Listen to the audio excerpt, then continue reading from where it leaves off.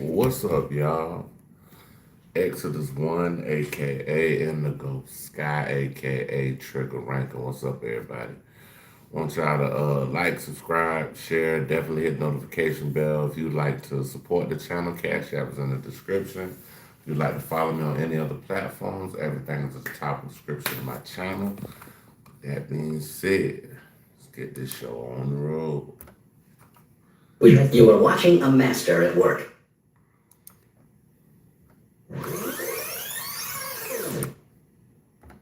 Trapaholics, real trap shit.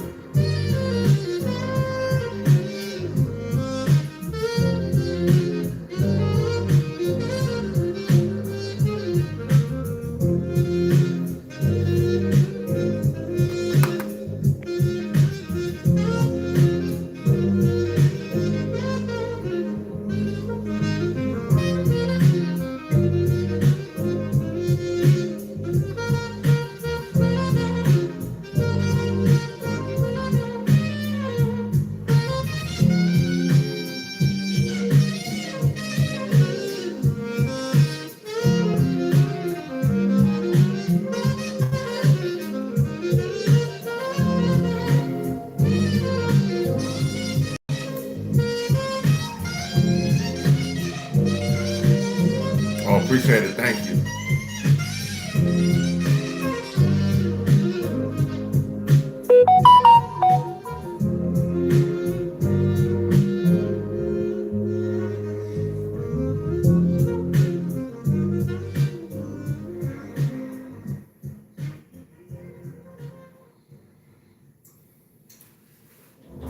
And I knew right from the start I was too much. I'm closer than you think to the stars. Nigga, look up. No need to act close. I still be telling that they hate them.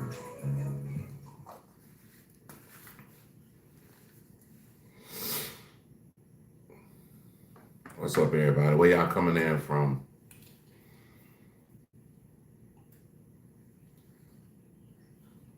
Oh, everything going good, Lauren. Lauren. Hold on. Everything doing good. We got to get another nice little intro song popping.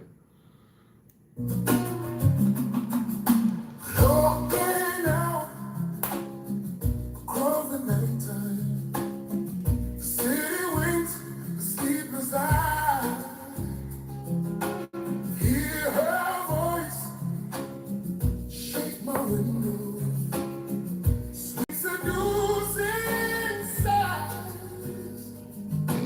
Get me out into the nighttime. Four walls won't hold me tonight. If this town is just an apple, let me take a bite. London, what's up? They say why London in the building, Bridget. it's human nature. We got London in this thing, man. Does it do me that way? I say why Who's winning boxing tonight? Mike Hunt or Hugh Jackman? nature? Does it do me Man, that cut it out, bro. reaching out to touch a stranger? Electric eyes are everywhere, everywhere. See that girl? She knows I'm watching. See that girl? She likes the way I stare. They say why? Tell them that it's human nature. Why? Does it do me that way? They say why? Tell them that it's human nature. Why? Does it do me that way? I like living this way. I like loving this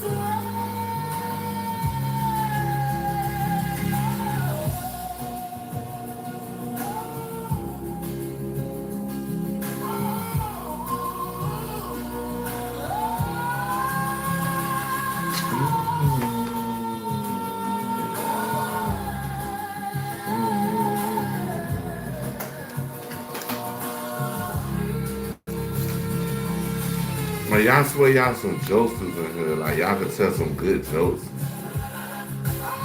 Y'all got them corny jokes.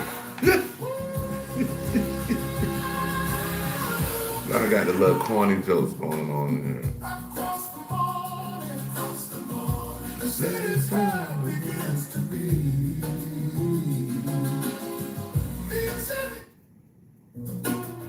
One more time, y'all. Walking out across the nighttime, the city winks, the sleepless eye. Hear her voice, shake my window, sweet seducing sound.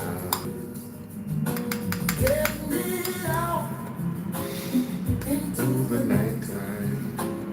For walls won't hold me tonight. If this town is just an apple, then let me take a bite. And they say why? Tell them that it's human nature. So y'all got them little corny talking about Eileen and Does it do me you came with Eileen and all. Like, bruh, cut it out, bruh. Y'all corny, bro. But thank you for commenting. Appreciate you. Thank you for being respectful in the comments. But them jokes is corny though. Where y'all coming in from? electric eyes are everywhere? Everywhere. See that girl? She knows I'm watching. See that girl? She likes the way I stare. And they say why? Tell them that it's human nature. Why? Does it do me that way? They say why? Tell them that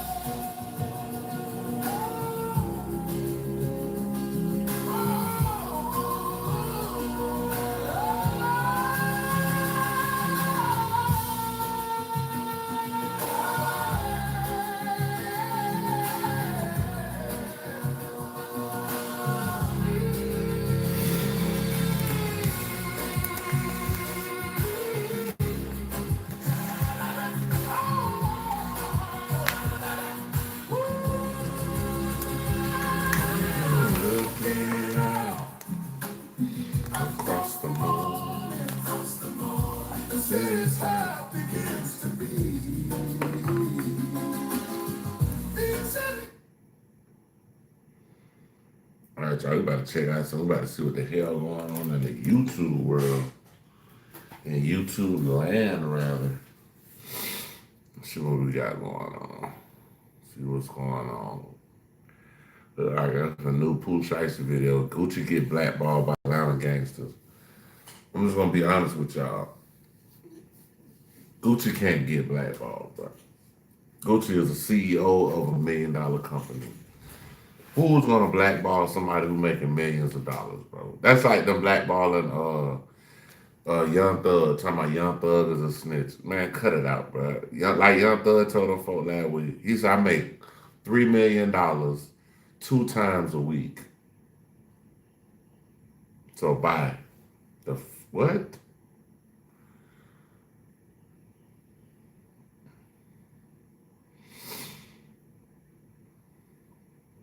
What?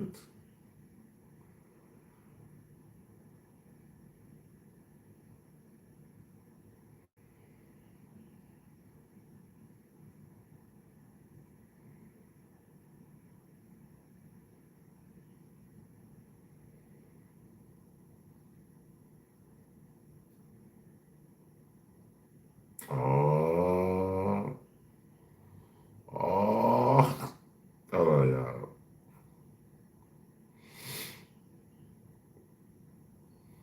Let me go up here. Hold on, let me go up here first.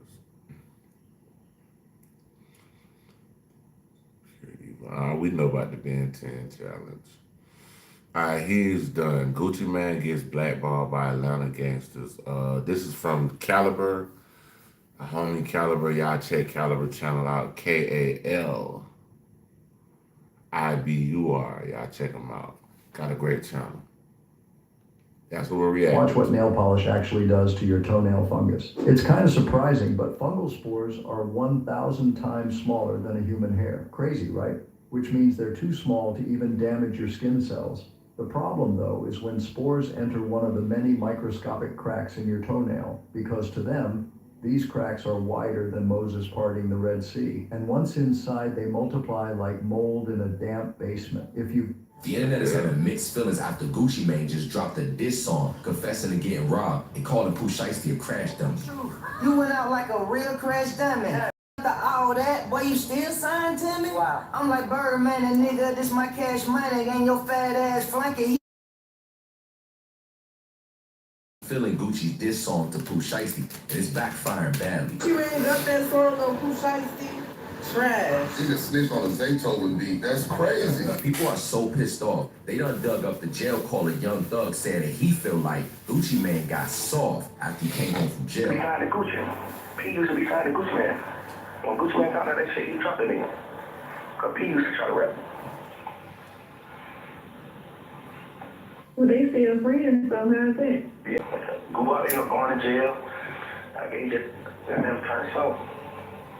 So I fuck with the nigga. All the goons and gangsters was not trying to believe that Gucci Mane gave a statement to the feds at first, but the feds told on Gucci, and an FBI agent confirmed Big Guwap broke the #1 code and told. FBI agent testified under oath that Gucci gave statements to the Dallas PD about the Pooh Shiesty robbery, and I have it. The incident report would state responding officers met with Gucci, Brandon Putman, and Matthew Marzal, who stated they were robbed at gunpoint by 6 or 7 unknown suspects, all wearing black attire. But that isn't all. This is the actual statement, and it's been redacted under Texas law. So if you don't think they ain't said nothing, well, what the fuck you think all that is? Yeah, I'm gonna keep it a beat with you.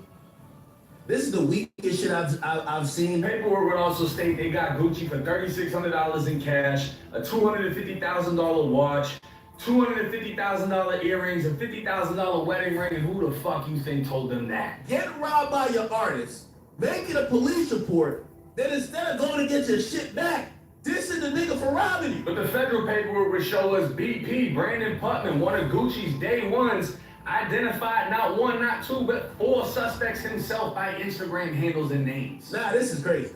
This is crazy. That same federal paperwork would state that RD, Roger Davis, aka Gucci, identified Pooh Shiesty and Big 30 by their Instagrams. They was not about to let that slide. The police said who? They said them. Now people coming up with all these theories on why Gucci broke the street code, because a lot of hood ninjas is hurt behind this. And even people like Finesse 2 Times feel like Gucci Mane's wife might have played a part. I told you this.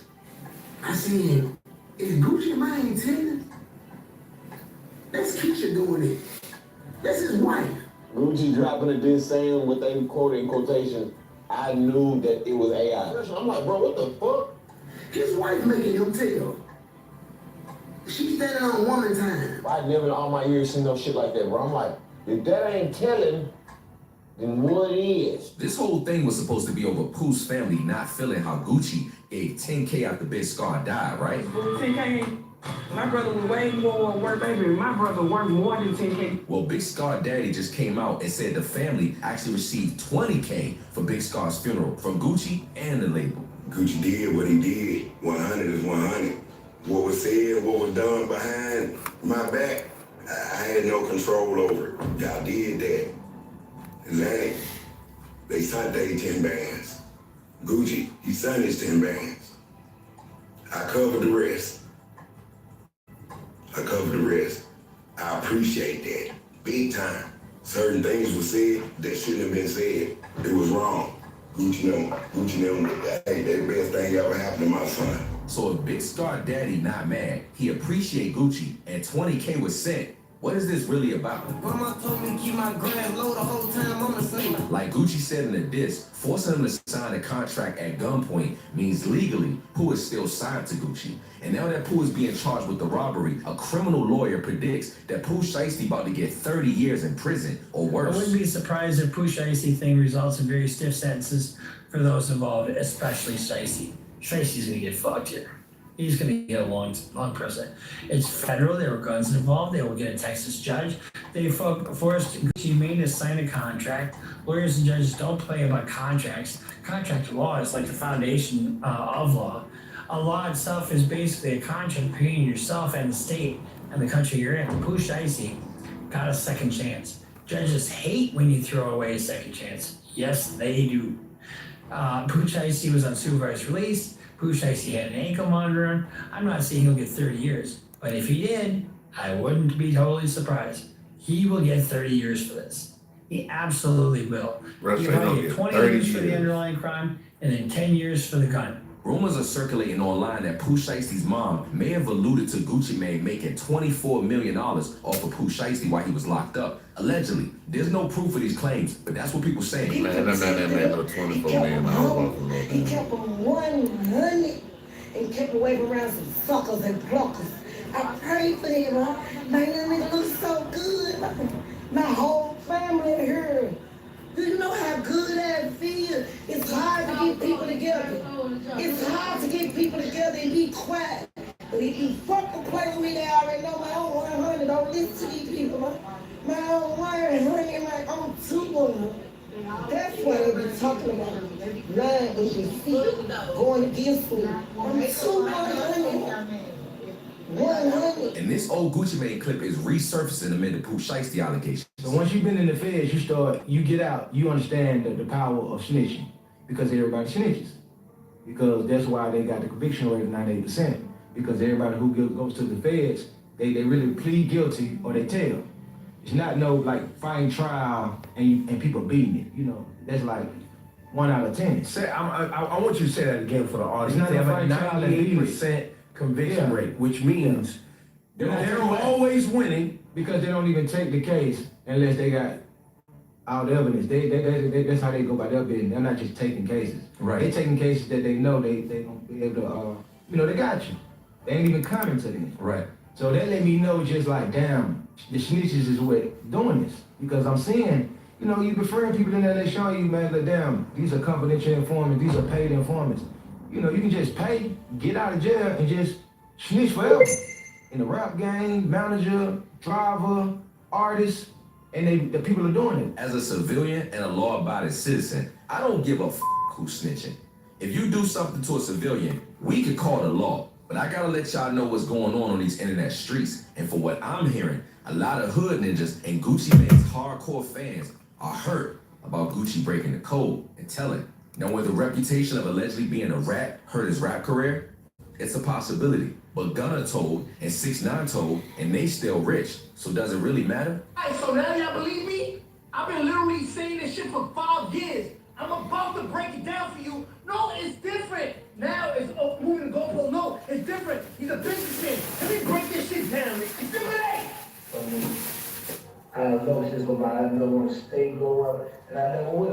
A what? A true G. A true G.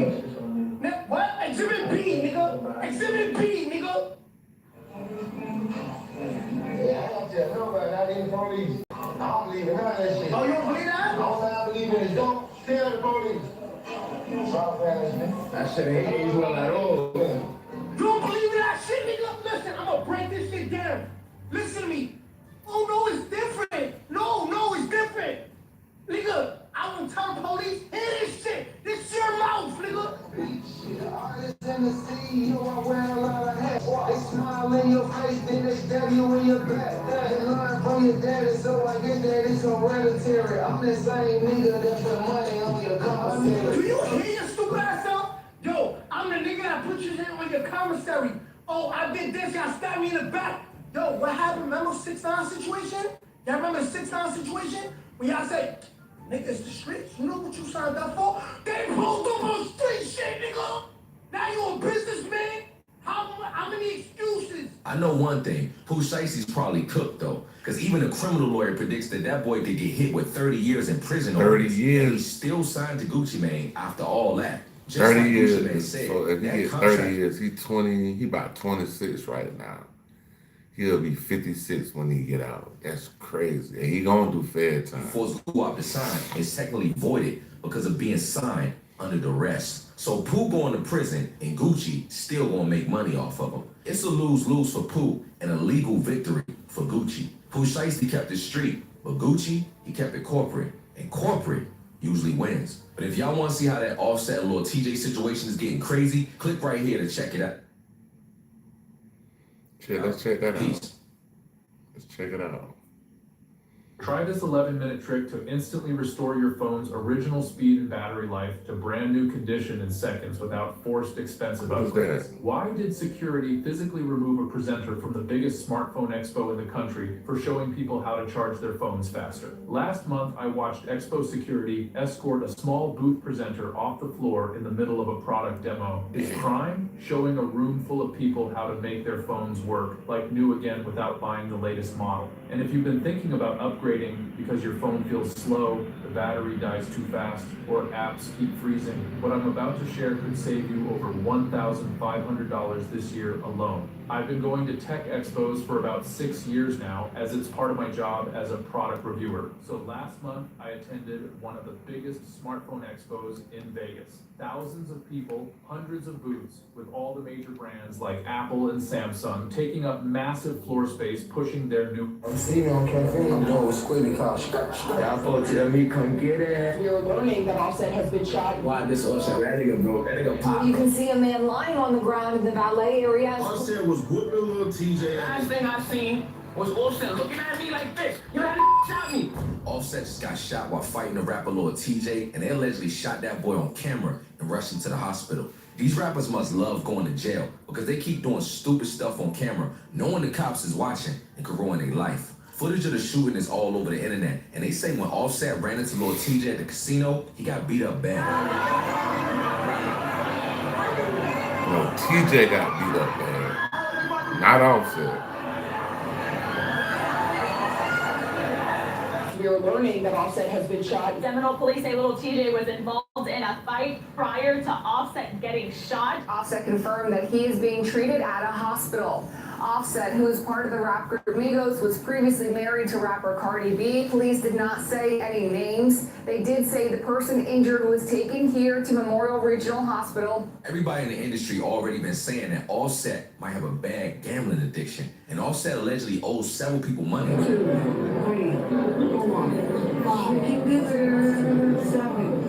We gamble to pay your rent. We gamble for fun. So when we lose, we laugh about it. We wake up the next morning, pull out M, and we're back at it. Like the $10,000 he said to have borrowed from Lord TJ. Do y'all remember when Lord TJ told y'all that Offset was allegedly going broke? Why this Offset? Offset broke. Nigga, fuck. Oh yeah, I'm gonna tell y'all the street too. That nigga broke. That nigga pop. I'll tell y'all the true story. Hold on, y'all. Let me see what that's on this one. We already know about all this shit. Hold on. Jay Prince just received worse news of his life days after him being shot.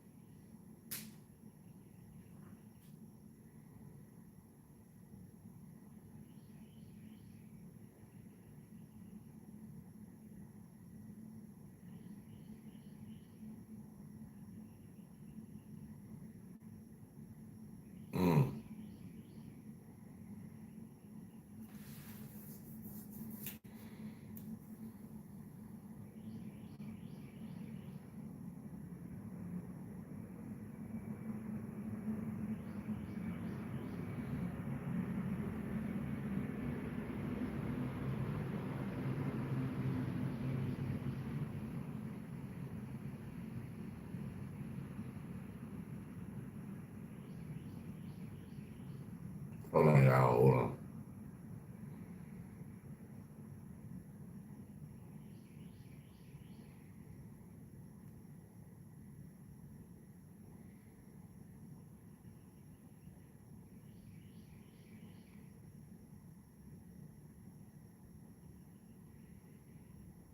All right, y'all. Since we already on Gucci, going to Law and Crime, we're gonna check out Pooh Shiesty's fiery attorney slams Gucci man kidnapping claims. We reacting to Law and Crime, y'all. Hello, my name is Mike Riggs, and remember how we covered the breaking news of rapper Pooh Shiesty getting arrested on allegations that he partook in a kidnapping and robbery of reportedly Gucci Mane and others at a studio in Texas? Well, we now have Pooh Shiesty's attorney, Bradford Cohen, right here on Sidebar. He's representing him in this new criminal case. I want to find out his responses to the government's claims, the government's purported evidence, and how his client is currently doing. Welcome to Sidebar, presented by Law and Crime. I'm Jesse Weber. Okay, real quick before we go any further, I have to tell you guys about this app that I think you're gonna love. It is called Upside, okay? Upside gets you cash back, extra cash back on everyday purchases like gas, groceries, takeout. So here's what you do. You download Upside for free, you claim an offer at one of their 100,000 plus locations, you pay like normal with your card, you verify the purchase, and just like that, money back. So say I need to get gas or I want takeout one night, I'll search for Upside offers first, and after I spend, money appears in my app that I can transfer right into my bank account. And by the way, Upside's frequent users, they earn an average of $254 back a year. So to start getting your cash back, click the link in the description or scan the QR code, but make sure to use promo code SIDEBAR because you get an extra 25 cents bonus on every gallon on your first tank of gas, so you can check it out. So it was last week that we covered the breaking news about the arrest of all of these people that the feds say were involved in this alleged robbery and kidnapping of rapper Gucci Mane and others. But now we have the attorney for one of the suspects, rapper Pooh Shiesty. In fact, as the Department of Justice puts it in their release statement, to give you an idea about what we're talking about here, quote, 9 individuals, including well-known musical artists, were federally charged for kidnapping and robbing at gunpoint numerous victims at a music studio in Dallas, Texas, announced United States Attorney for the Northern District of Texas, Ryan Ringgold. 8 of the 9 were arrested in Dallas, Texas, and Memphis, Tennessee, and the charged defendants include Lontrell Williams Jr., aka Pooh Shiesty, Lontrell Williams Sr., Rodney Wright Jr., aka Big 30, Kadarius Waters, Terrence Rogers, Demarion Gibson, DeMarcus Glover, Corey Day Johnson, Darian McDaniel. Oh, remember how I said 8 out of 9? Well, we have an update. The FBI's Atlanta office apparently confirmed to CBS News, this is per reporting from the St. Louis American, that the 9th suspect, Terrence Rogers, was arrested at an Atlanta home by the Violent Crime Squad. Okay, so I want to go piece by piece on this with Pooh Shiesty's attorney, renowned criminal defense lawyer to the stars, friend of the show, Bradford Cohen. Bradford, always good to see you. Thanks for taking the time. Always good to be here. Always good to be here. Now, first of all, for people who don't know, you previously represented Pooh Shiesty, and we're going to go through this more specifically, but just your general thoughts on this case when the news broke. General thoughts are, Bruh, this is crazy. So, he previously represented Pooh Shiesty, and Pooh Shiesty actually went to prison. He might have got him a good deal, but this time, bro, like they said, bro, they're not going for it this time. They're not going. They like King about Tiny Boy. They like King about his mama. I'm not going. I also like Gucci Mane a lot, the alleged victim in this case. I mean, I worked with him a lot in the past. I worked with him on Pooh Shiesty's first case. I think he was the reason why I got involved in the first case. The whole thing is kind of really a shame because I think there's a lot that can be done with both Pooh and Gucci going forward. I thought they both were gonna really make a lot of money and do really well because I think that there is just a lot there in terms of talent between the two of them. So I was disappointed to hear Gucci's side of the story, and I wanted to find out more when I first heard about it. And we're going to go through that. We'll go through a little bit of the prior case because it affects this one. We'll talk about the nature of the relationship. But first, just the current status of your client, because I understand a judge ruled that he has to stay detained. He's in custody right now. Is that true? Correct. So what happened was The government, after 3 or 4 months of this case and investigation, they never indicted. They actually filed a complaint, which is quite unusual in a high-profile case. Usually in a high-profile case where you're going to do a press release, put it out there, all this information and all these different things that are going on, you usually want to have an indictment in hand, but they had a complaint. A complaint is usually done where they think there's a rush to get it done. You don't see complaints where it's usually 4 months of investigation. So that was unusual. And now that the complaint has been filed and he's being held no bond, now they're now seeking to get an indictment. Why do you think that is? Was it the idea they were concerned the suspects would leave or something would get leaked? I mean, why would they rush to do that then?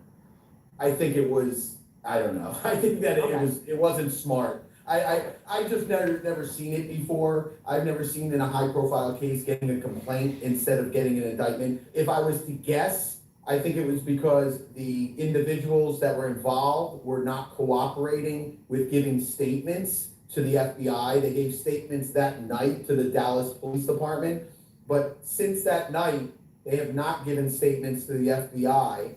So if I was to guess, I would say they didn't want to go in front of a grand jury without any victim statements, current victim statements, or current victim contact.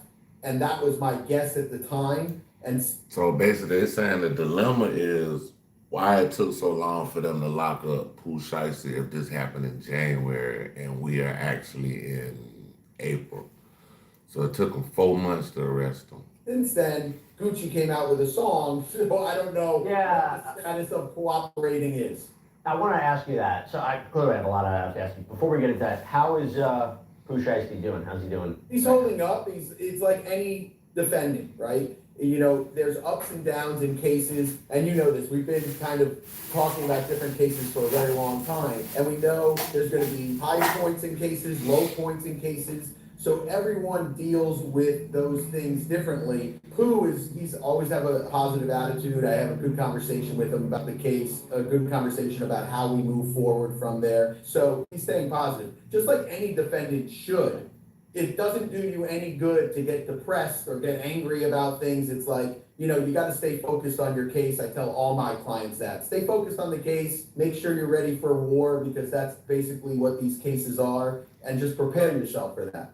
And that's what I want to get into. I want to get into the case. I want to get into the alleged evidence that was put forward by the government and see your response to it. So according to this affidavit, I just want to set the stage here and try to understand the relationship because according to it, the government, it claims that on January 10, 2026, the alleged victims who are only identified by initials and include RD, which we have to assume is Gucci Mane, real name, Roderick Davis, that they were allegedly robbed and kidnapped at gunpoint at a music studio in Dallas, Texas. And there was apparently a scheduled meeting between RD and Pooh Shiesty, Lantrell Williams Jr. And apparently, Pooh Shiesty was reportedly signed to RD's record label, 1017 Records. They say this meeting was apparently about a contract dispute that Williams had wanted out. I throw it to you, Bradford, first. What can you tell us about that? What can you tell us about the nature of their relationship? If you're looking to make a six-figure salary. You know, I didn't have a lot to do with like how their relationship was or was not in business. I wasn't his musical lawyer or entertainment lawyer. I know that they did have a contract together because during his first case, Gucci was very involved in terms of what's going on. He was concerned for how things were going in the case and how the result was going to be at the end of the day and what the result was going to be. So I knew they had a contractual relationship. And I also do a lot of work for artists that are signed to Atlantic Records. And I know that both Pooh and Gucci are signed to Atlantic Records ultimately. So how it works is usually an artist is signed to a label and then they create their own label that the head label actually owns a piece of, and then they go out and sign other individuals. It's kind of like a pyramid, except not illegal, but it's kind of like a pyramid where at the top of the pyramid is the, you know, Atlantic Records or Sony, and then below that is usually a really big artist like Gucci or Drake or someone like that, and then that artist usually gets their own label to sign other artists. And that's kind of the relationship they had, is my understanding. Is there going to be a denial from your client that there was even a meeting scheduled for that day? Because according to authorities, they say all See, these now cars this show up part at right the here, recording so, studio okay, so he said that it's gonna be a denial by Pooh Shiesty saying that basically there was no meeting. Bro, first off, nigga, you had a motherfucking ankle monitor on. So if y'all had a meeting or have a meeting, if Gucci location lines up with where your ankle monitor was, bro, you cook. You cook, my nigga. You dead out here. You dead in the motherfucking water, boy. Approximately 3:43 p.m. Williams Jr., Williams Sr., Wright, Johnson, Waters, Rogers, Gibson, Glover, McDaniel entered the east side of the office building. They say, according to this affidavit, there are apparent stills from surveillance footage that allegedly documents this. And we'll get into this a little bit more, but the affidavit also says there are photos of the alleged suspects purportedly leaving the building and getting into these cars believed to be connected to them, traveling northbound after this incident. To me, if they have the footage or the supposed footage, is it just, I mean, the comings and goings, it's going to be hard, I imagine, hard to deny that there was some sort of meeting that day, right, at the studio. So it just depends on what the evidence is going to produce. You know, like a defendant always has the right to remain silent. I always wait to see what the evidence is before I facilitate or think about a defense or what I have to hold the government to their burden, right? So the government has the burden to prove the case. I don't have to prove anything. Right. The government always has that burden. So once we get all of the discovery, which we have not gotten, I've seen some still photos, and the still photos aren't great. There's no video from inside the actual studio itself. There's some cell phone data and things. That's probably the first studio I know. Certain One of the first. Well, I ain't gonna say all studios got cameras in them, but most studios, like big studios and buildings like these, they got cameras in the motherfucker. They cameraed up. The door is locked. The camera on the door. As soon as you walk in the door, you getting recorded. As soon as you walk in, to the sessions, to everything. So individuals within 100-yard or 500-yard radius. I don't know what their label is yet, because again, we didn't get that discovery, but it should put those individuals in the area. And then these two vehicles that leave that area, one of the vehicles is associated with Lontrell's father, allegedly, and one of the other vehicles is associated with some other individuals that they're making claims against. So I won't know what the specific defense is until we see all the discovery. Fair. So yeah, sitting here with you, you know, it could be, they have a great picture of Pooh Shiesty walking inside the building and you can clearly see it's him, then it would be silly to say it's not. But if they don't have that kind of evidence, if they can't produce the kind of evidence that's needed to carry the burden, then that's something that needs to be explored. So I don't know yet. Totally fair. So in other words, you're not confirming or denying whether or not he was at the studio, or whether or not there was a contract dispute, or what the nature of that that day was about, right? So that's sure. And it would be and it would be irresponsible and stupid of me to say, hey, listen, we're not going to deny this. Start giving up things that I don't know whether or not they can prove or not prove. And look, totally fair what you can and cannot say, and what you want to say or not say. Totally fair. I'm just going to go through it with you. Before we go any further. There's no secrets between us. No secrets. No secrets. You and I, there's no secrets. It's like this. It's like this. Which, by the way, just before we go in more back into the government's claims, you mentioned this alleged diss track, right? So there are reports that Gucci Mane allegedly recorded this diss track against Pooh Shiesty. I believe it's called Crash Dummy. I'm gonna read you some of the lyrics. Tell you the truth, we went out like a real crash dummy, and after all that, boy, you still signed to me. I walk in the room, you can feel the pressure building. Blank got me up there, whole time they plotting against me. Thoughts on that? Client's thoughts on that? You know, what I was surprised at is what's not in the diss track.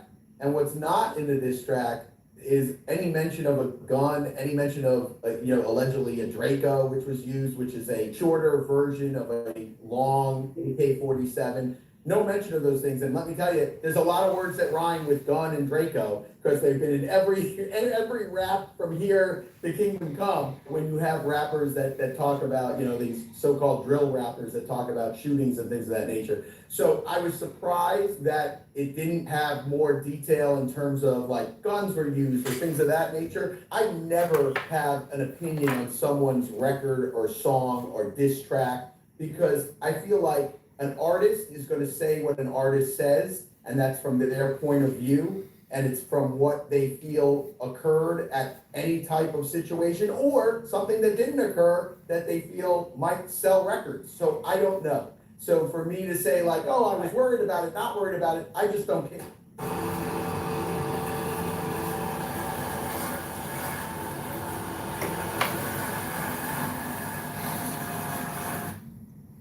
Don't care. It shouldn't really come into play.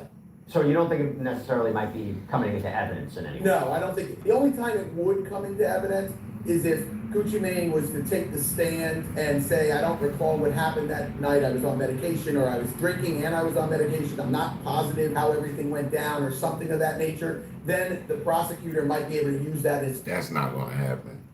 If they subpoena Gucci to go on the stand, Gucci is gonna do the same thing he did in that song and tell exactly what happened. It's not gonna be no I was on drugs and all this goofy shit. It's not gonna be that, bro. Like that's bullshit. Bullshit. That's Bullshit. bullshit. That's cockamamie. Some sort of impeachment. But other than that, it's not just coming in as evidence. If he doesn't, if he says, he shows up and he goes, yeah, I remember it's kind of a little hazy, but I remember some things, then it's not coming in if he testifies the way the song plays out.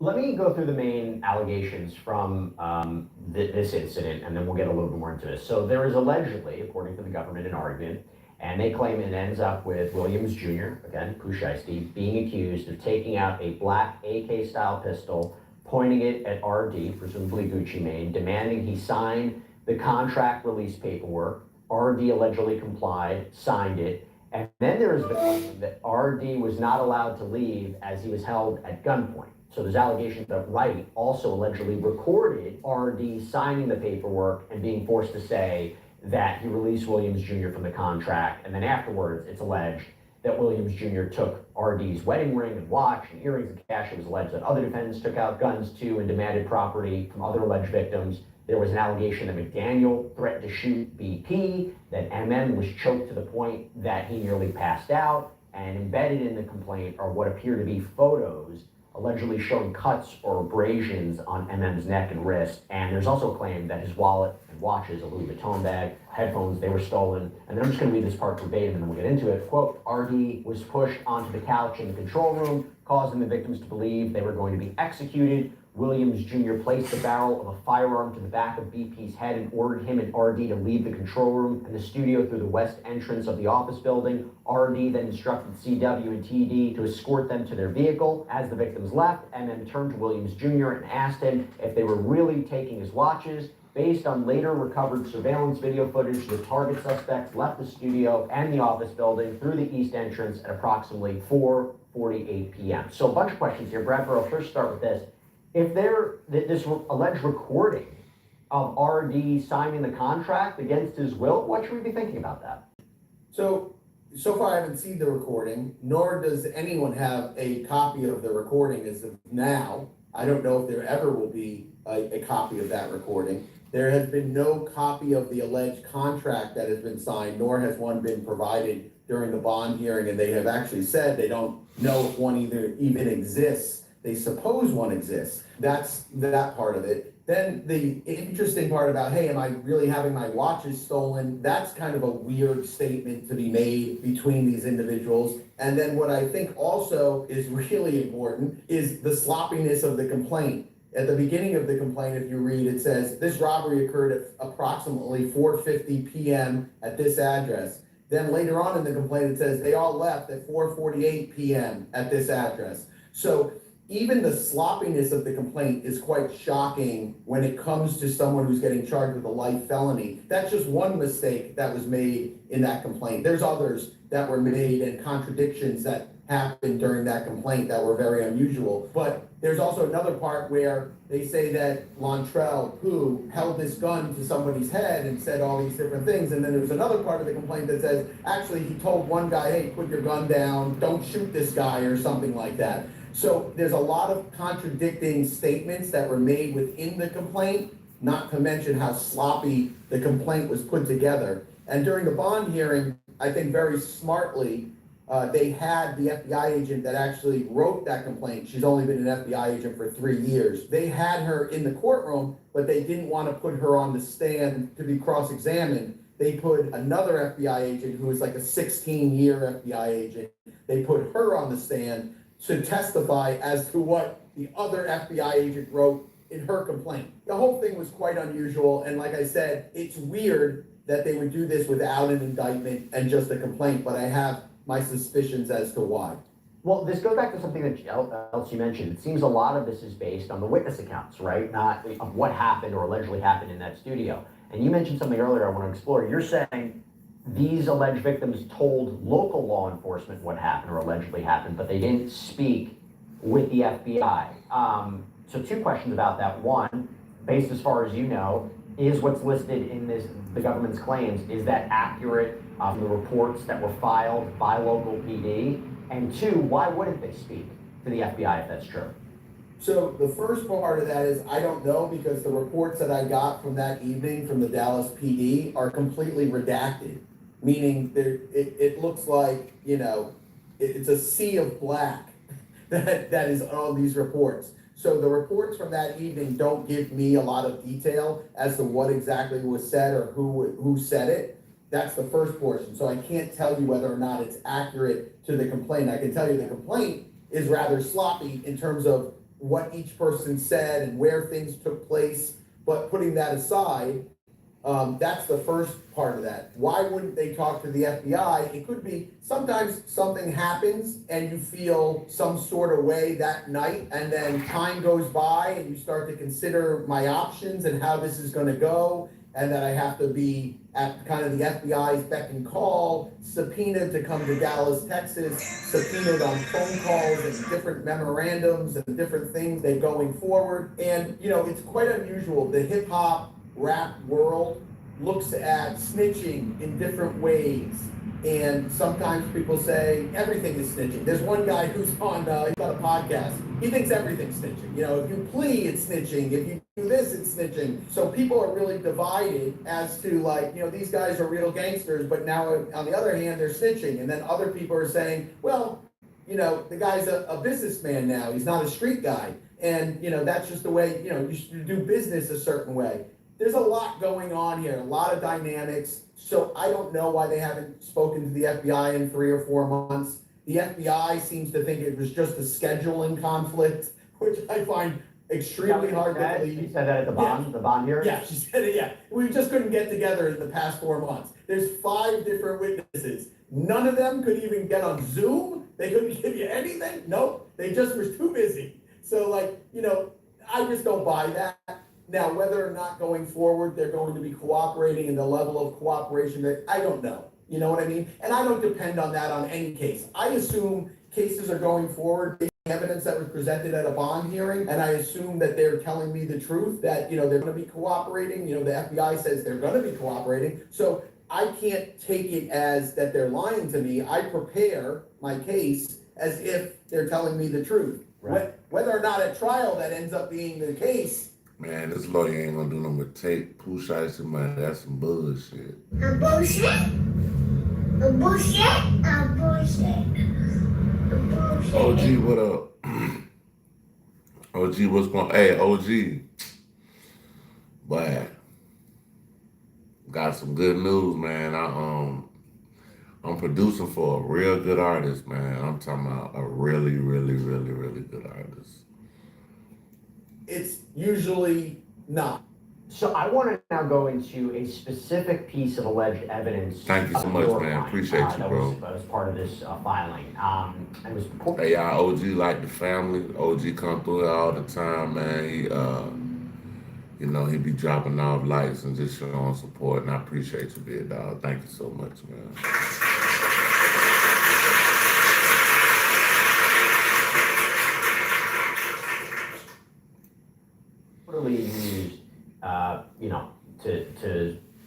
court for the arrest. And so it says, the complaint claims that your client was wearing an ankle monitor because he was serving a sentence, like you mentioned, the prior case, these federal charges, I believe drug and weapons charges, and he was sentenced What you been up to, man? What you been working in the studio? And they say that authorities were able to allegedly use the location. How you coming along with the whole surgery thing and all that? Near the 100% now. And I believe they say that the ankle monitor was used to track him and William Sr. to a Staples, and the allegation was there that they went to a Staples early in the day to print off that agreement, to print off the contractual release paperwork that they say they were forcing RD to later sign.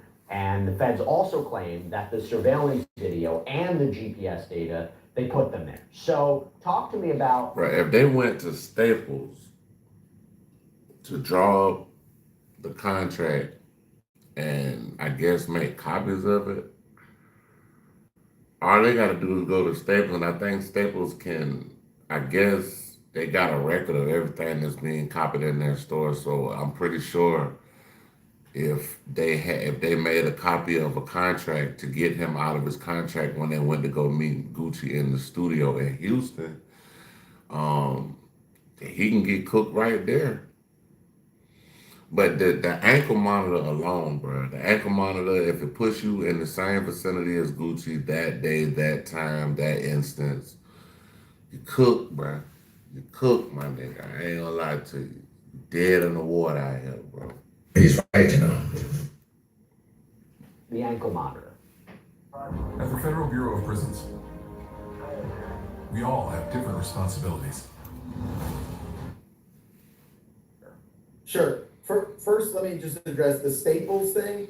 Like, I don't even care if they're at Staples. Like, they're going to a recording studio, and normally my clients usually print off the lyrics for different individuals. If you have 5 individuals that are going to be on one record and they each have a section or a part, they'll usually print those things off. So I really didn't care about the Staples thing.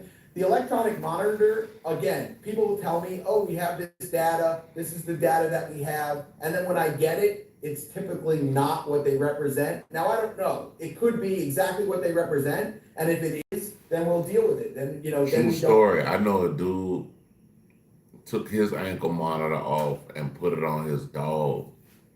And he used to be going out and living his life while the dog got the damn monitor on at the house, dog. I ain't lying, bro. That's smart, bro. That's hella smart.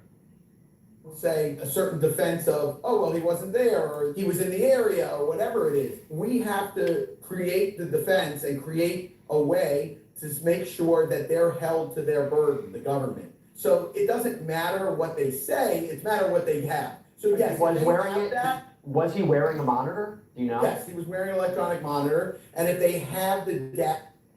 There it is. He was wearing an ankle monitor. So if you was wearing an ankle monitor and you robbed Gucci, bro, you got to be the dumbest.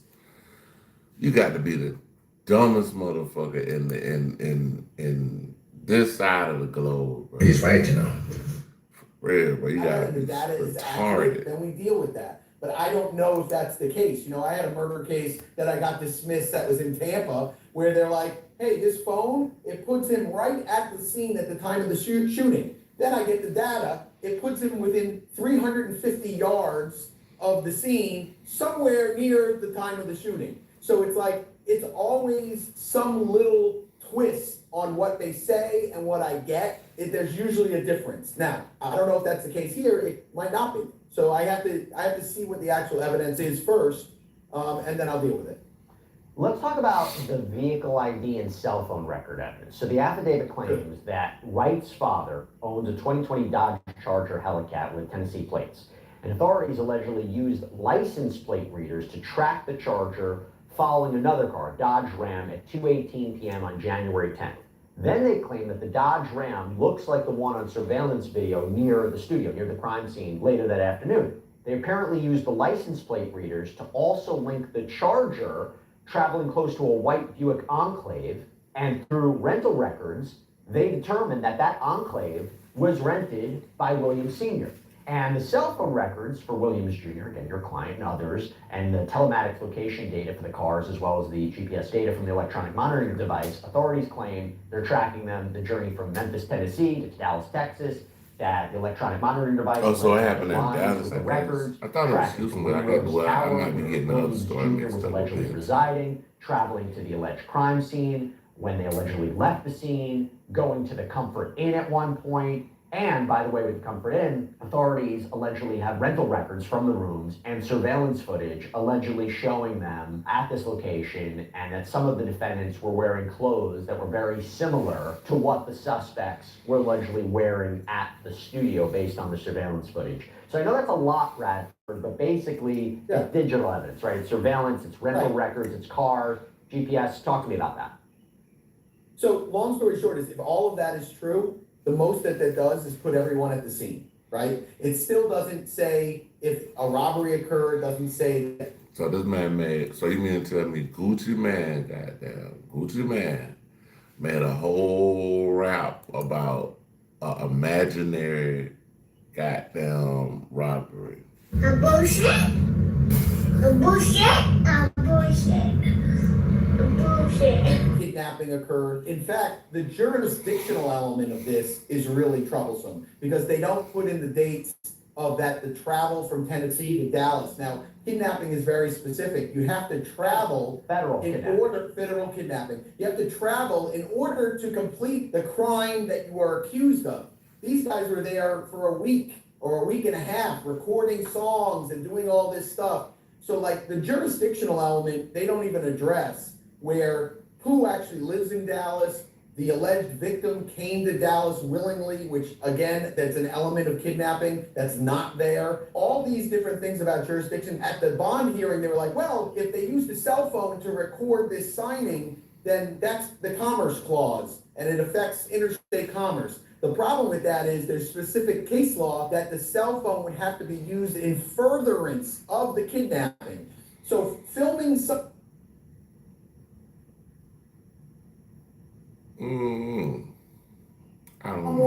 and then sending it to Bob Smith and saying, hey, if you don't pay me a ransom, here's the video of your guy, that's in furtherance of the crime. Filming someone allegedly signing a contract is not in furtherance of the crime. So they're going to have a lot of problems with jurisdiction. I know they're scrambling to try and make sure to shore that up with jurisdiction, but the basic is they found no gun. So they can't say whether or not the gun was made in Texas. If the gun was made in Texas, it doesn't affect interstate commerce. They found no ammo. If the ammo was made in Texas, doesn't affect interstate commerce.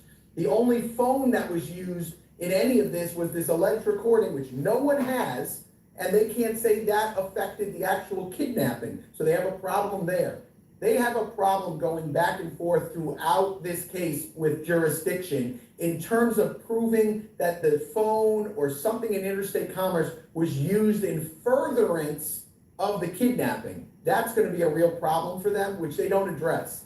And all these complaints, all these indictments, they're very heavy on what they have because they want to be like, oh, we got them here, we got them here, we got them here. What they don't have is they have no guns, they have no ammo, they have no contract, they have no video inside the studio. They have no other witnesses besides only the alleged victims. There were 2 other witnesses in there. Those witnesses say, we didn't hear anything, we didn't see anything, no one told us anything. One of them is the owner of the studio. One of them, I think, is an intern from the studio. And this isn't a massive, big studio. There's a couple different recording studios, but these were the only guys recording there. So it wasn't like they were checking on other studios to see how everyone's doing. There's only one group there. So it's unusual that they didn't hear anything or see anything. The whole thing is weird.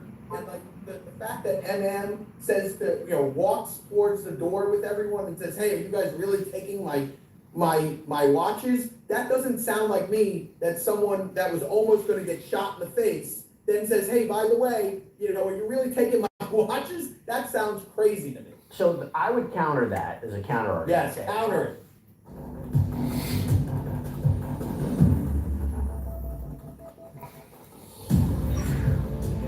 What is this? Introducing Gunshot Box, a remote operated gunshot replicator used for emergency response training. gunshot box. That sounds crazy. So the reported injuries on MM, couple that with the idea of what we mentioned, if all that digital data is true, it might place them at the location. But this is the part that we haven't talked about. Last part, I want to get your thoughts. Why not? It's the social media accounts. So authorities, what they did was they compared the descriptions of, let's say, Williams Jr. from the accounts of the alleged victims to an Instagram account, @Pusheisty. So allegedly, there you go, showing a match. This is who we described, this is what it is. But then they end up doing that for others. So they say Williams Sr., Wright, Waters, and how there are these photos of them together online, how they match allegedly state IDs with the accounts too. And for the suspects, Rogers and Glover, they allegedly matched the surveillance footage with social media posts of them allegedly possessing the things that were reportedly stolen, like a Rolex watch and a pendant. They're very, very specific items. So the argument would be very unlikely that they would have the exact same thing. And so they're basically, the argument is they're flaunting it after this alleged kidnapping robbery. And also the authorities looked at surveillance footage, saw what the suspects were wearing, and matched it to the descriptions of the clothes the suspects were wearing on their social media accounts. So it's the social media activity that authorities are using to tie in the identities of the suspects and what they allegedly had in their possession. And this is why I think a lot of these dummies, they want to go to jail, because there's no way, dog. There's no way that, you know, there's no way that you go online and basically just snitch on yourself, bro. That's the weirdest thing in this world, like the craziest thing ever, bro. Like, just sound like some bullshit to me, but I just don't get it, bro. Like, how these people be moving out here in this world, bro, I don't understand it, but hey, it is what it is, man. After the kidnapping and robbery. Sure. So one thing is, and I thought this was very interesting, it looked like Gucci came out with the exact stuff that was allegedly stolen, saying like, here's my chain and here's something else. I think that he actually showed like some jewelry that was allegedly stolen and that it was still in his possession. That's the first unusual part. The second unusual part of that is the watches and things of that nature. All the government can say is it looked the same as the one that was taken. This watch looks the same as the one that was taken. They can't say whether or not it is that watch. And in fact, on one of them, where they said, I think it was like a Rolex with a Jubilee band. I forgot the type of Rolex that it was. Jubilee but they band. can't say that it is that Rolex. And in fact, that individual who had that watch has a receipt for purchasing that same Rolex. And in the next picture on his Instagram, it shows the box, the papers, and the receipt for the purchase of that Rolex. That same Rolex. And Rolex with a Jubilee band. I forgot the same as the one that was taken in his possession. That's the first unusual. All right, y'all, so we gotta run that part right there back. We gotta run that back. All right, let's go, hold on. Part. The second unusual part of that is the watches and things of that nature. All the government can say is it looked the same as the one that was taken. This watch looks the same as the one that was taken. They can't say whether or not it is that watch. And in fact, on one of them, where they said, I think it was like a Rolex with a Jubilee band. I forgot the type of Rolex that it was, but they can't say that it is that Rolex. And in fact, that individual who had that watch has a receipt for purchasing that same Rolex. And in the next picture on his Instagram, it shows the box, the papers, and the receipt for the purchase of that Rolex. So there's a lot of things there that I think might be unusual. It doesn't have every single thing that would... What's crazy is just because he actually purchased that same Rolex don't mean that he didn't have nothing to do with taking the one that was taken. I mean, you can buy 1 million Rolexes and still rob somebody. So that probably ain't gonna stand up in court. Taken. I think there was a Rolex and some jewelry that was displayed in some Instagram pictures. And again, those aren't Instagram pictures from Pusheisty. Those are Instagram pictures from other individuals that were allegedly involved. Well, let me tell you something. First of all, thank you so much for coming on. Thank you for being support to break down the evidence with me. You are an incredible lawyer. I just have to tell you. And I really appreciate you taking the time to break this down with me. I really thought it was a fascinating discussion, and we'll see. That nigga, hey, y'all check out Sidebar, law and crime sidebar. Hold on, we gotta find something else to watch. I want to see this fantastic hip hop. We're gonna check him out. Iceman Has Melted. Let's check it out. I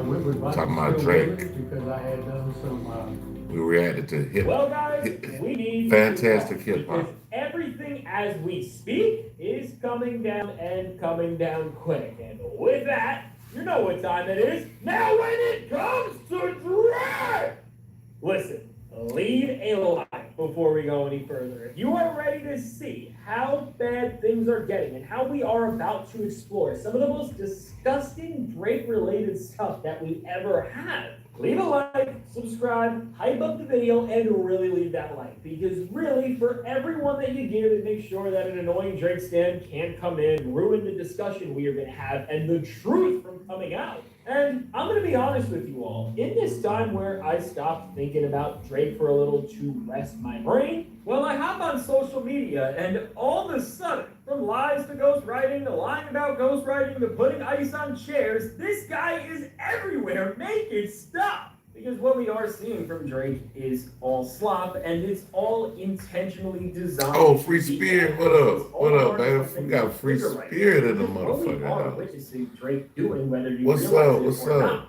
is to try and destroy and Chilling. devalue. So the other day you came in and you were saying, hey, I didn't see. I was steady goddamn talking and going back and forth because I be looking at this phone to get the content. So I didn't see it until I think you probably popped back out. I don't know. You might have been at work or something, but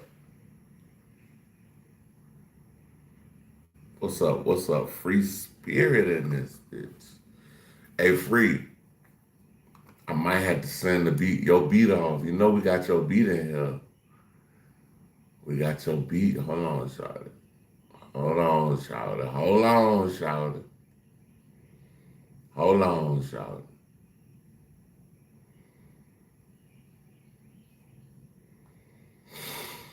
We gotta get you up in here. Yeah, man, we gotta get your. I might send your beat off to an artist. I'm trying to see what it said. Okay, we coming up on it. Geechee Gang. Cause see, we started at Geechee Gang, but okay, there you go, right there. That's you right there. Hold on.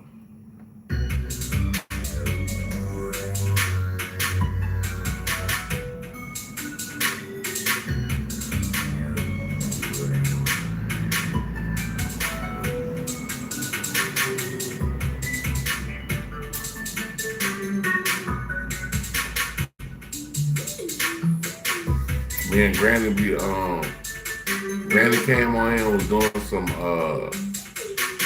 she Maya, but shit, Granny got down. I ain't heard from Granny in a little minute though, but she did come through a mod because I had reached out to her on Instagram.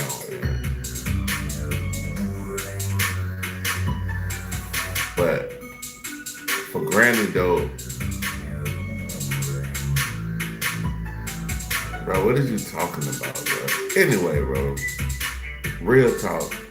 So Granny,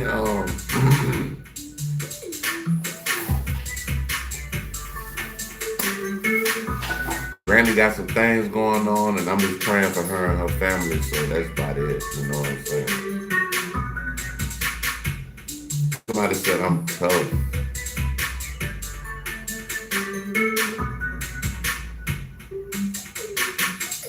Look, hey, Free, look.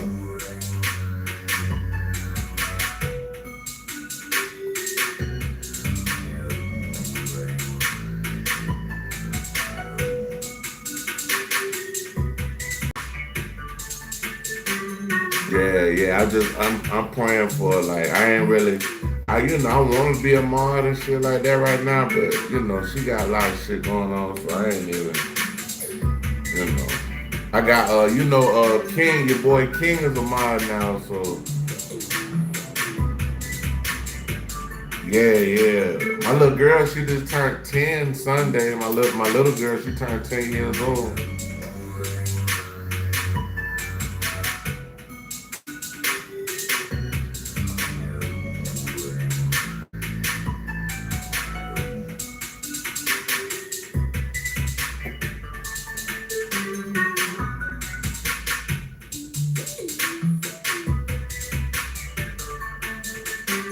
Yeah, my older daughter 20, but my younger daughter, she's 10. She just turned 10 years old, man.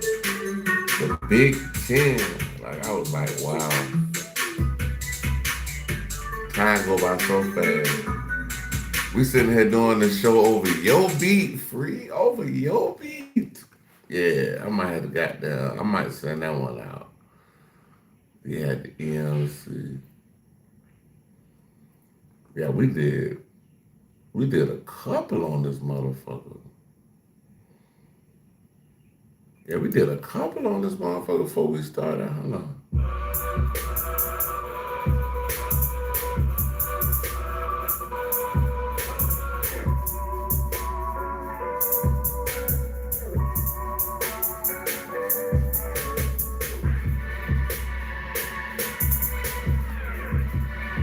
Hey, that shit hard though. That shit alright.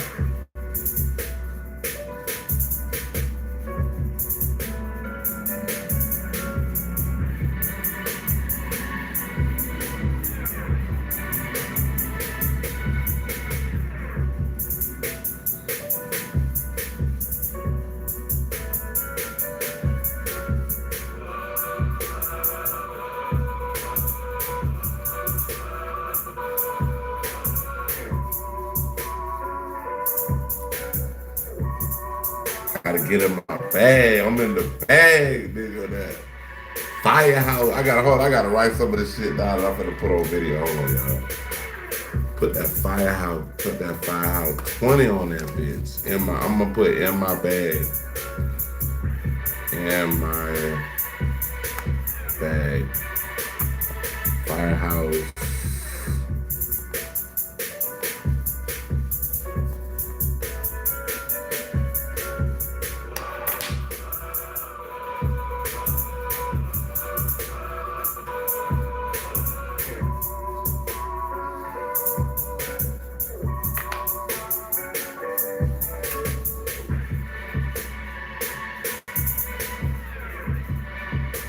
Yeah, that shit going hard, man. Like, god damn.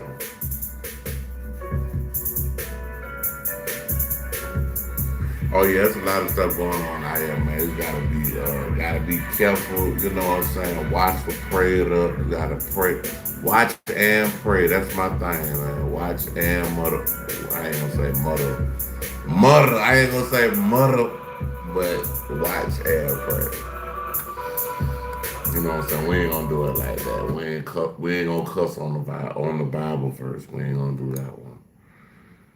You know what I'm saying? We ain't gonna do that, bro. We ain't gonna just say mutter.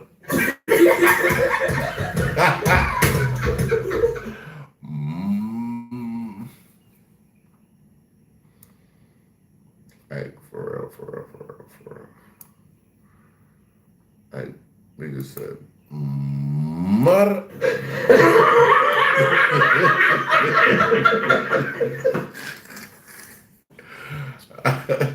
We can't cuss on the Bible version. We can't do that. We can't do that.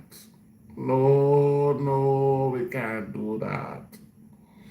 We're gonna get back to the video though, y'all. Get back to some work, Bridgman. We never have. And there are two levels and two facets to the entire play that we are seeing underway here, with the louder of the two just being the simple goal to distract people with useless noise that is going to cause chaos for the sheer purpose of causing chaos, while behind the scenes Drake is going. Man, this whole Drake shit, man, I'm about sick of this shit, bro. Like, Drake shit, I'm sick of that shit. Like, bro, like, is you gonna come out with the damn album or not, bro? You said you the motherfucker ice man, but the motherfucker ice is a melting bitch.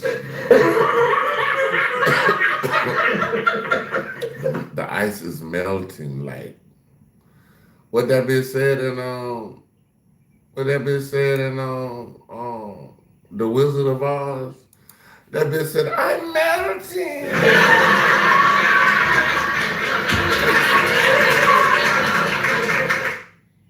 Yeah, Drake needs to sit down somewhere, but that nigga's a goofy out here, bro. Like, you moving real goofy, like, bro, like, you moving like a goddamn, a Disney character.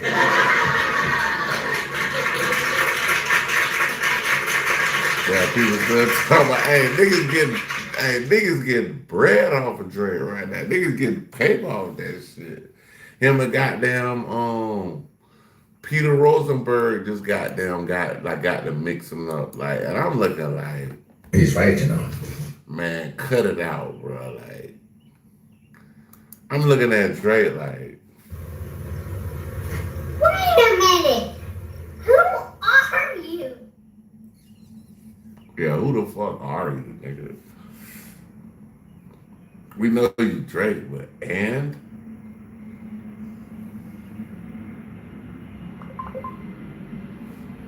man, what the hell happened? Somebody text me something or some shit. I don't know, y'all. We about to go try to go at least 2 hours, at least 2. Going through something a lot more ugly in the music industry that more rappers are starting to see how straight out bad it all is. Hold on. We might have to go back to Poetic Flacco, y'all. Cause it's moving a little slow.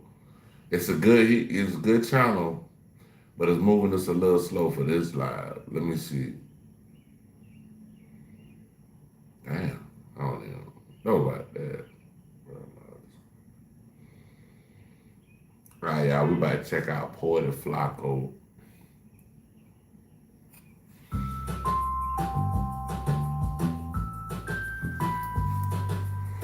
Yeah, This but has been a like I really said, bad week for NBA YoungBoy. him and Peter Rosenberg got to mixing up. He started talking shit about Peter Rosenberg house or whatever.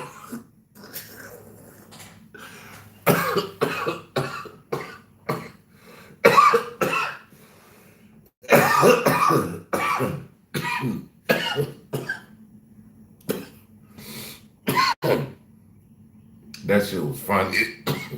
It was funny though, but yeah, niggas started talking about Peter Rosenberg house and shit. But I'm like, see, Peter Rosenberg done fucked up when they lost their little radio deal. When they lost their deal with, I don't know, whoever they was under.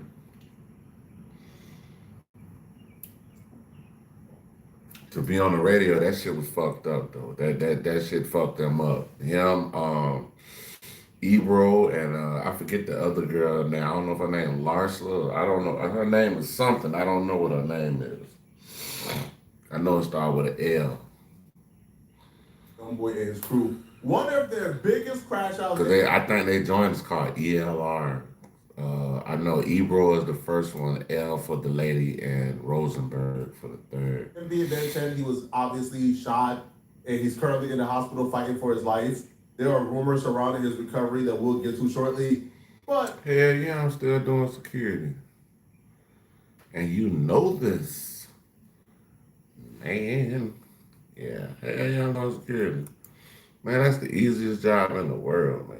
I just go, all I gotta do is get in that motherfucker. I be chilling.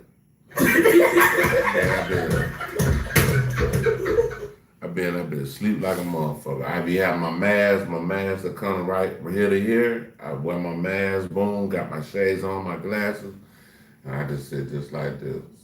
And it look like I'm looking at the camera, because I be like this. And I be in this big ass comfortable chair, man. That motherfucker feel like a lazy boy. I be in that bitch like, Like, you can't tell me shit. while he's in the hospital fighting for his life, instead of the NBA YoungBoy crew, instead of the goons sliding on his behalf, they online try to pick a beef with DJ Academics. Then y'all talking about some Detroit versus everybody. Man, shut the f up. Half y'all broke. Y'all ain't got nothing going. Stop it with all the nonsense. Trying to get the whole city around with him. Get your on, man. Don't run now. Dennis, bro, like, I don't know, bro. You confusing, bro. When I see you, bro, we really gotta I gotta just look you in your eyes and really just holler at you. So my company, they'll give you. So my company, what they do is they give you the job, and then they give you a free 2-day class to get your blue card. And once you do that, you could once you get your blue card, you could leave and make way more money. Then you could work other places, carry a pistol, all that kind of shit. Like, yeah, that blue card is helpful. Because, I mean, the blue card are basically like a security type of thing. Like, if you have to bust a nigga ass, like, if you have to shoot a nigga, you got that blue card, like, you damn near like the police, my nigga. You know what I'm saying? But, yeah, you got that blue card, you could goddamn, you know what I'm saying? And you gonna be good, bro. Like, they can't do shit to you. But if you regular security, you just busting their ass, boy, your ass going to jail, my nigga. I ain't lying. He's right, you know. Like, it's gonna have to be some mitigating circumstances in this motherfucker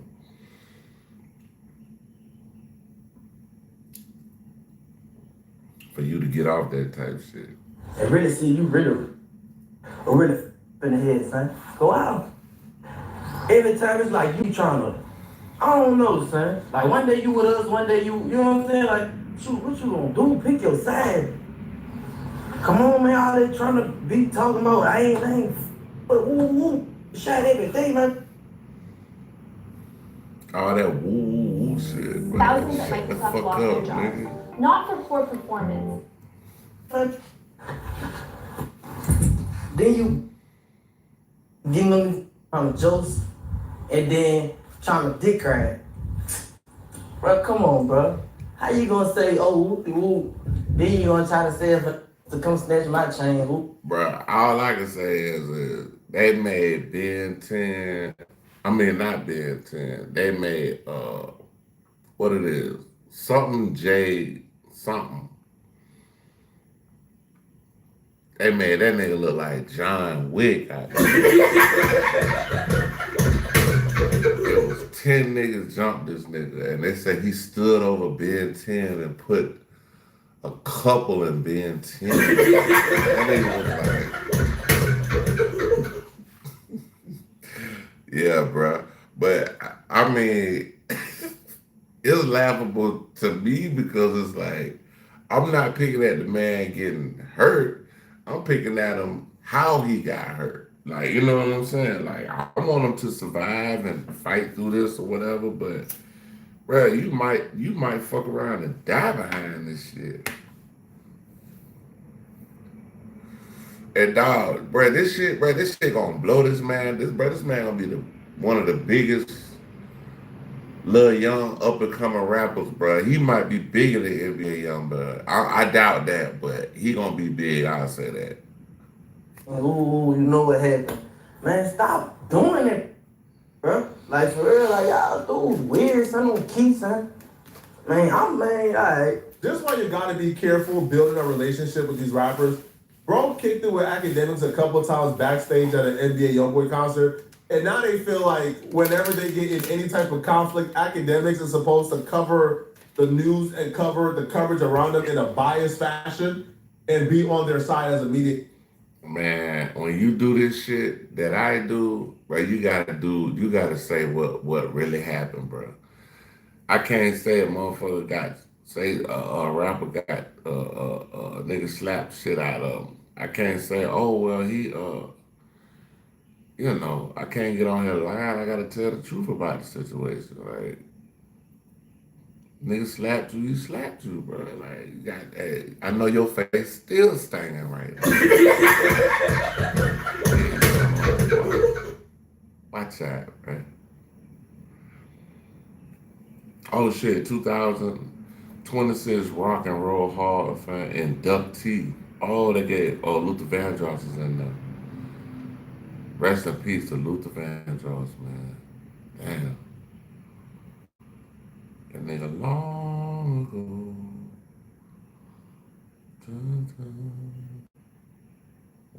Second show. Man, fuck it, bro. We finna do something for shits and giggles, bro. Shits and giggles, guys. Hold on. Hold on, let's do something.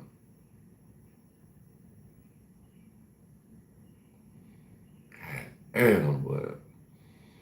Well, ain't no way that man broke, though.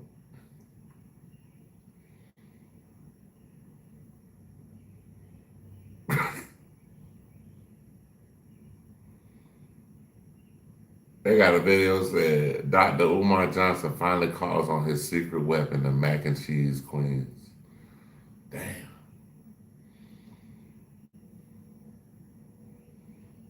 Nah, we're gonna do shits and giggles, bro. Fuck it. Is your revenue more than I don't even feel like I'm $250,000 serious a year? right now. Need financing for your business? Discover options for up to $5 million. And he was shits and giggles. She like, boom, she jumped in the car, paid for blah, blah, then took off, boom, this screaming, my wife, George, I see you, Eugene, I see you, Eugene, honey, I see you. He's screaming all that. He got his blower out, but he's fucked up because nobody's around him. We like, bitch, I'm like, yeah. He like, you wanna die here, man? Don't do this, my wife, my kids. Trust. Don't do this. He's screaming. Welcome back to Scandalous Los Angeles TV. Oh yeah, y'all. We are reacted to Most Scandalous Los Angeles TV, one of our favorite channels to react to. So let's We expose the exposers. In this episode, we're circling back to revisit some of CS2 Badges' lies. Trapaholics, real trap shit. I know some of you thought we'd let this one slide, but no, we're not letting anything slide. We're here to nitpick every little contradiction Porky makes, just to show how deep the deception really goes. You heard what DJ Academic said at the You were watching a master at work. Beginning.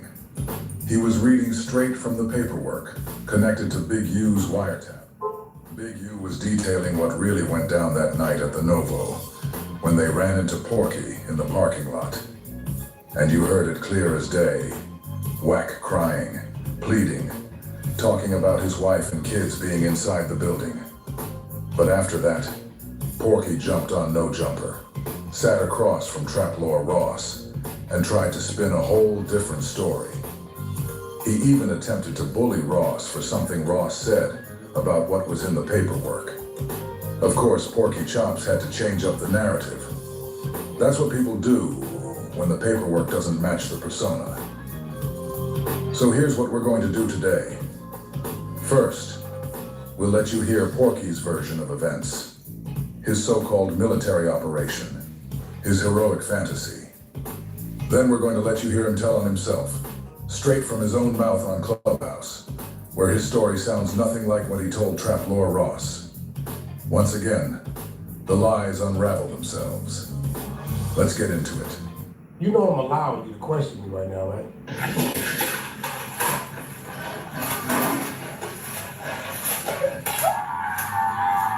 Because you did some punk shit the other day. See, the only difference is you usually do what you did the other day sitting over there in London somewhere, right? And you're not here, right? There's a lot of places you can't go.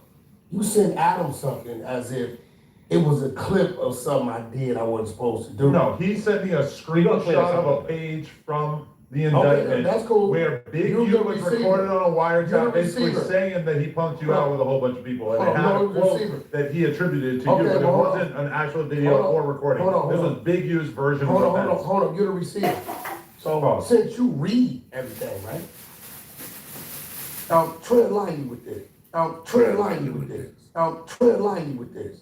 Because I've been telling myself for the last couple minutes not to really do nothing to you, not to really do nothing to you, not to really do nothing to you. Stop the cap. I know what you was trying to do. Okay. So since you so thorough, did you read what Big U said he did to me?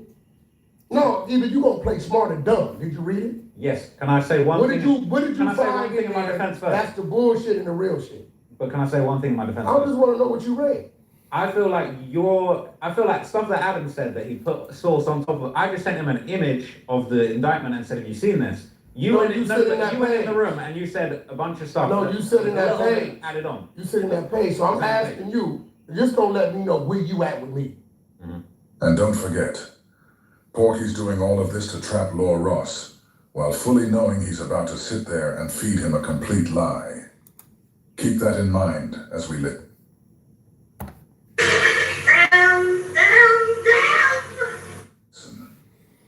Did you read that? And did you use your brain to understand why and why not?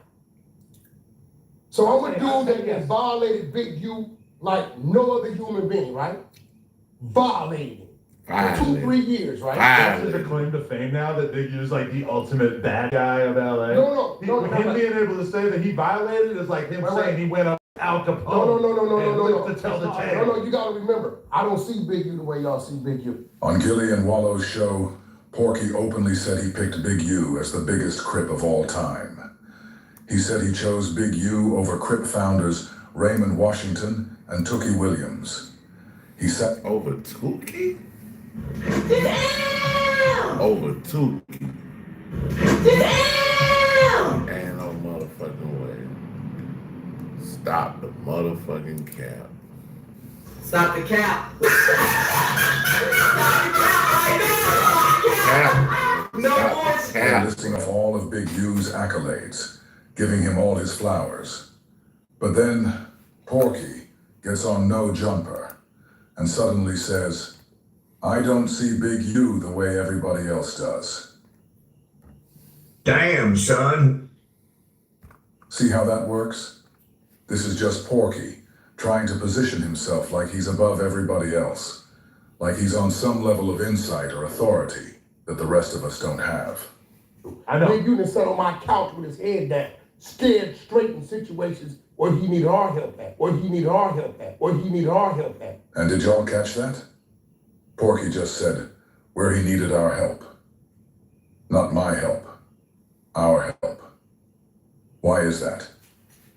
Because once again, Porky is inserting himself into something that had nothing to do with him. He's trying to make it sound like Big U was running to him and his imaginary team for help. But let's ask Porky the real question. Who exactly is our? Why won't you just say he needed your help? Who is this so-called group you're speaking for? Because it sounds like you're trying to create this illusion, like there's some big collective of people Big U was leaning on, when really, it's just you talking to yourself, trying to look more important than you are. That's the game. Inflate the story. Inflate yourself. But we see right through it. Everything arrives on a rubber tire. I don't care what it is. If you got something, I don't see him that way. A month ago, I had to pay rent and help take care of his family. Let's talk about another one of Porky's lies. Big U owned multiple homes. So how in the world could CS2 Badges be out here claiming he paid Big U's rent? If you helped him with anything at all, it would have been to help with a mortgage payment, not rent. That's just common sense.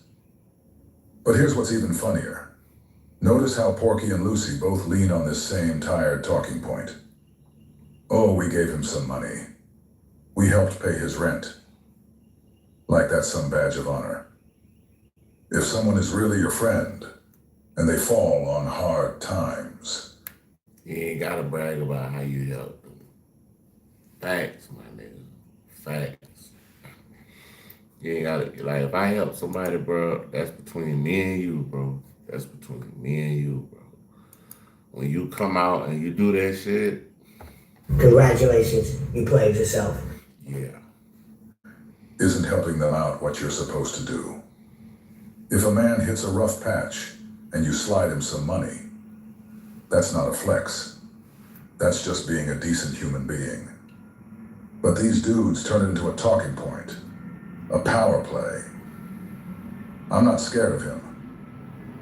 I don't see him the way y'all see him because I helped him one time with some money. Are you kidding me?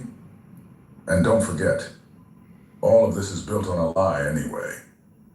Everything Porky's saying is just to distract you from the real truth. He was in that parking lot that night, screaming for his life. That's the reality he's trying to rewrite. They said that nigga was screaming for his life. God damn.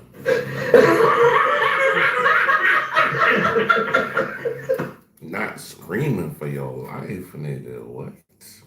What's going on here? Who then sat on my couch and said, help me? I don't see that dude as that, right? But if you read that, right, it says, we was 15-20 deep, right? And we caught him.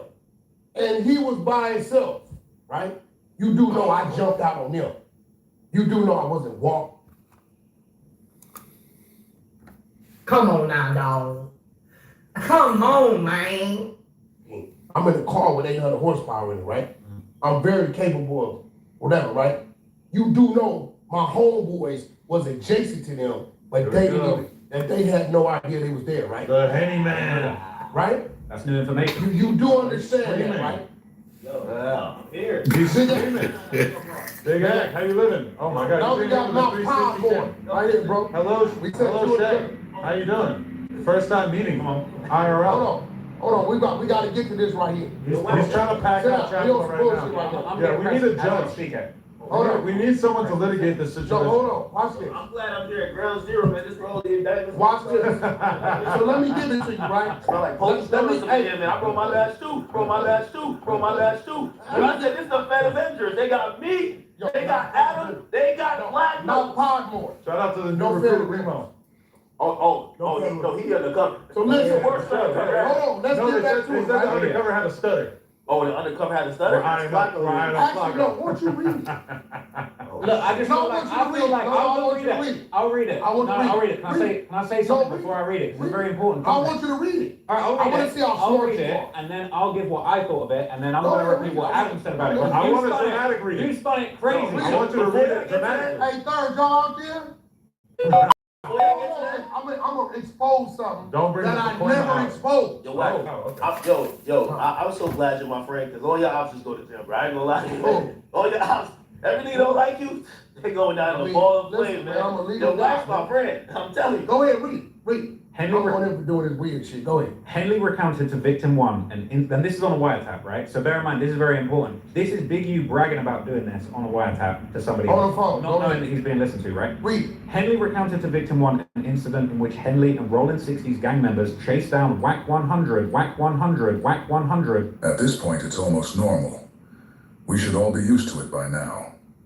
Seeing CS2 Badge's name pop up in somebody else's paperwork shouldn't even surprise anybody anymore.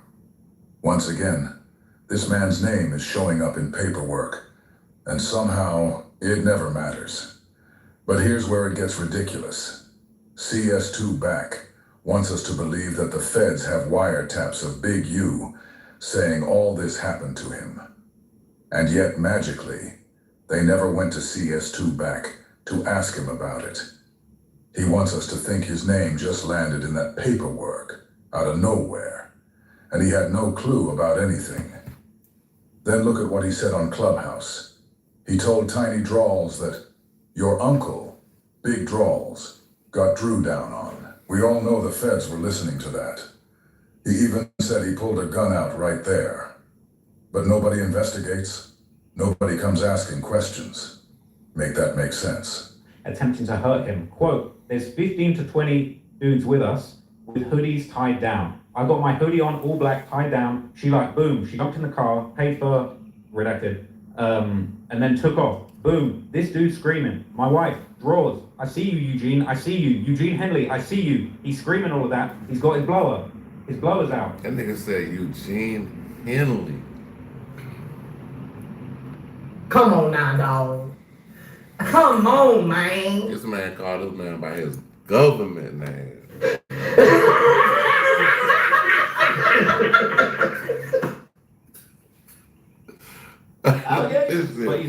But But he's messed up. I gotta read the whole thing. But he's messed up because nobody's around. We like, bitch ass dude. I'm like, yeah, bitch ass dude. He's like, something. He's like, redacted. Die here, man. Don't do this. My wife, my kids in that car. Drawers. Don't do this. He's screaming. Now, you tell He was about to turn you into I want to see how Hey, it works. this nigga Adams, you say he was about to turn you into Swiss cheese.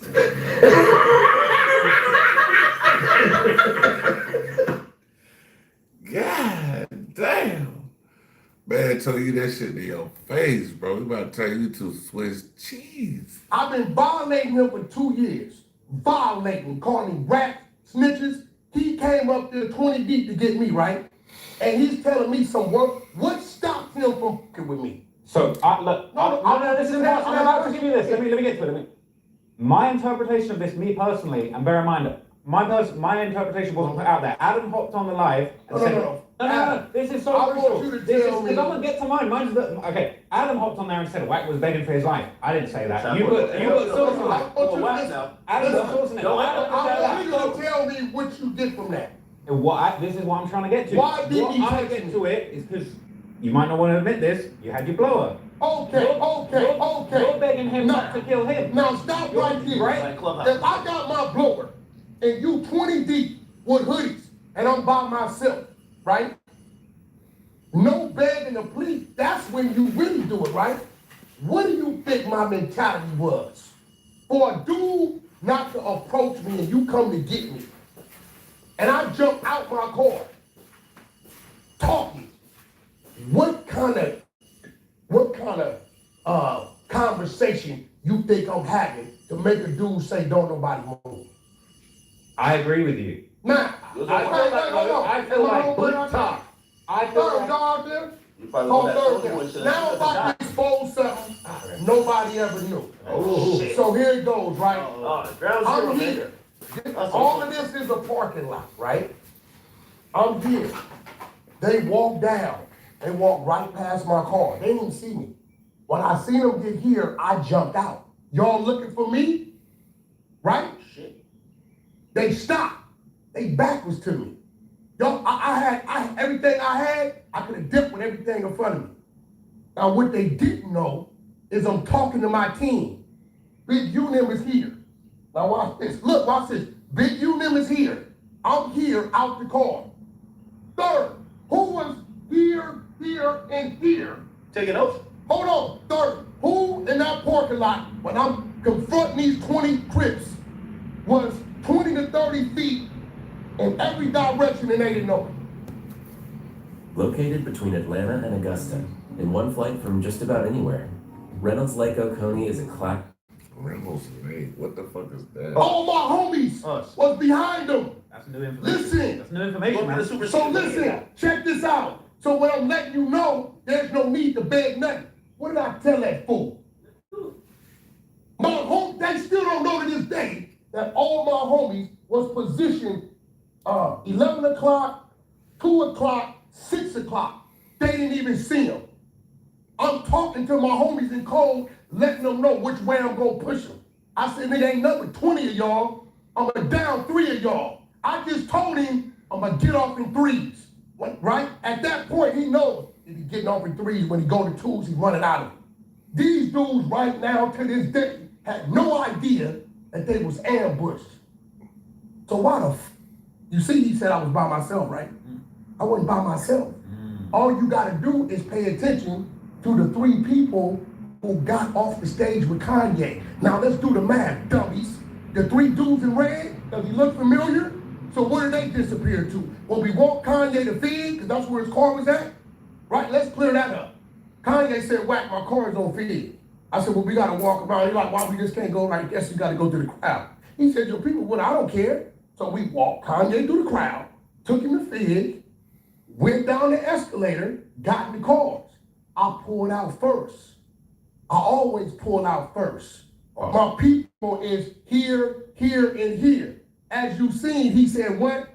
He was by himself. The bozo don't know till this day that he was already ambushed. So once I'm going, you know what they're gonna do? They're gonna do this. You know what happens when you start to run from that and you start getting that blowing at you another way, what happens? Operation. I like that. So now the world knows Bozo. Think about it. Where did the 4 dudes go that got off the stage with him and Ye? Where did they go?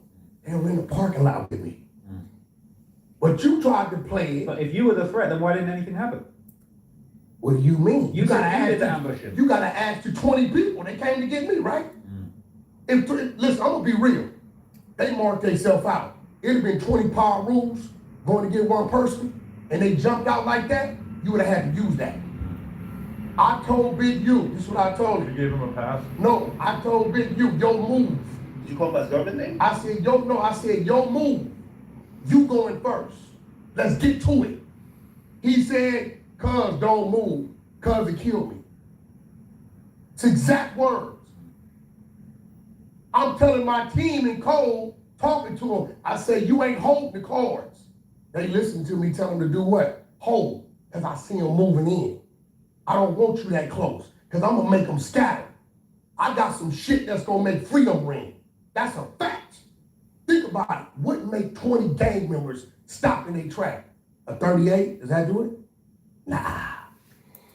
Gotta have some shit. Yeah, bro. I ain't gonna lie to you, bro. Like, no, you can't, like, in today's time, just being honest with you, in today's time, bro, ain't now nigga can talk shit to me, bro. You around here carrying a 38, bro. Like, you can't, bro. It's not, it's...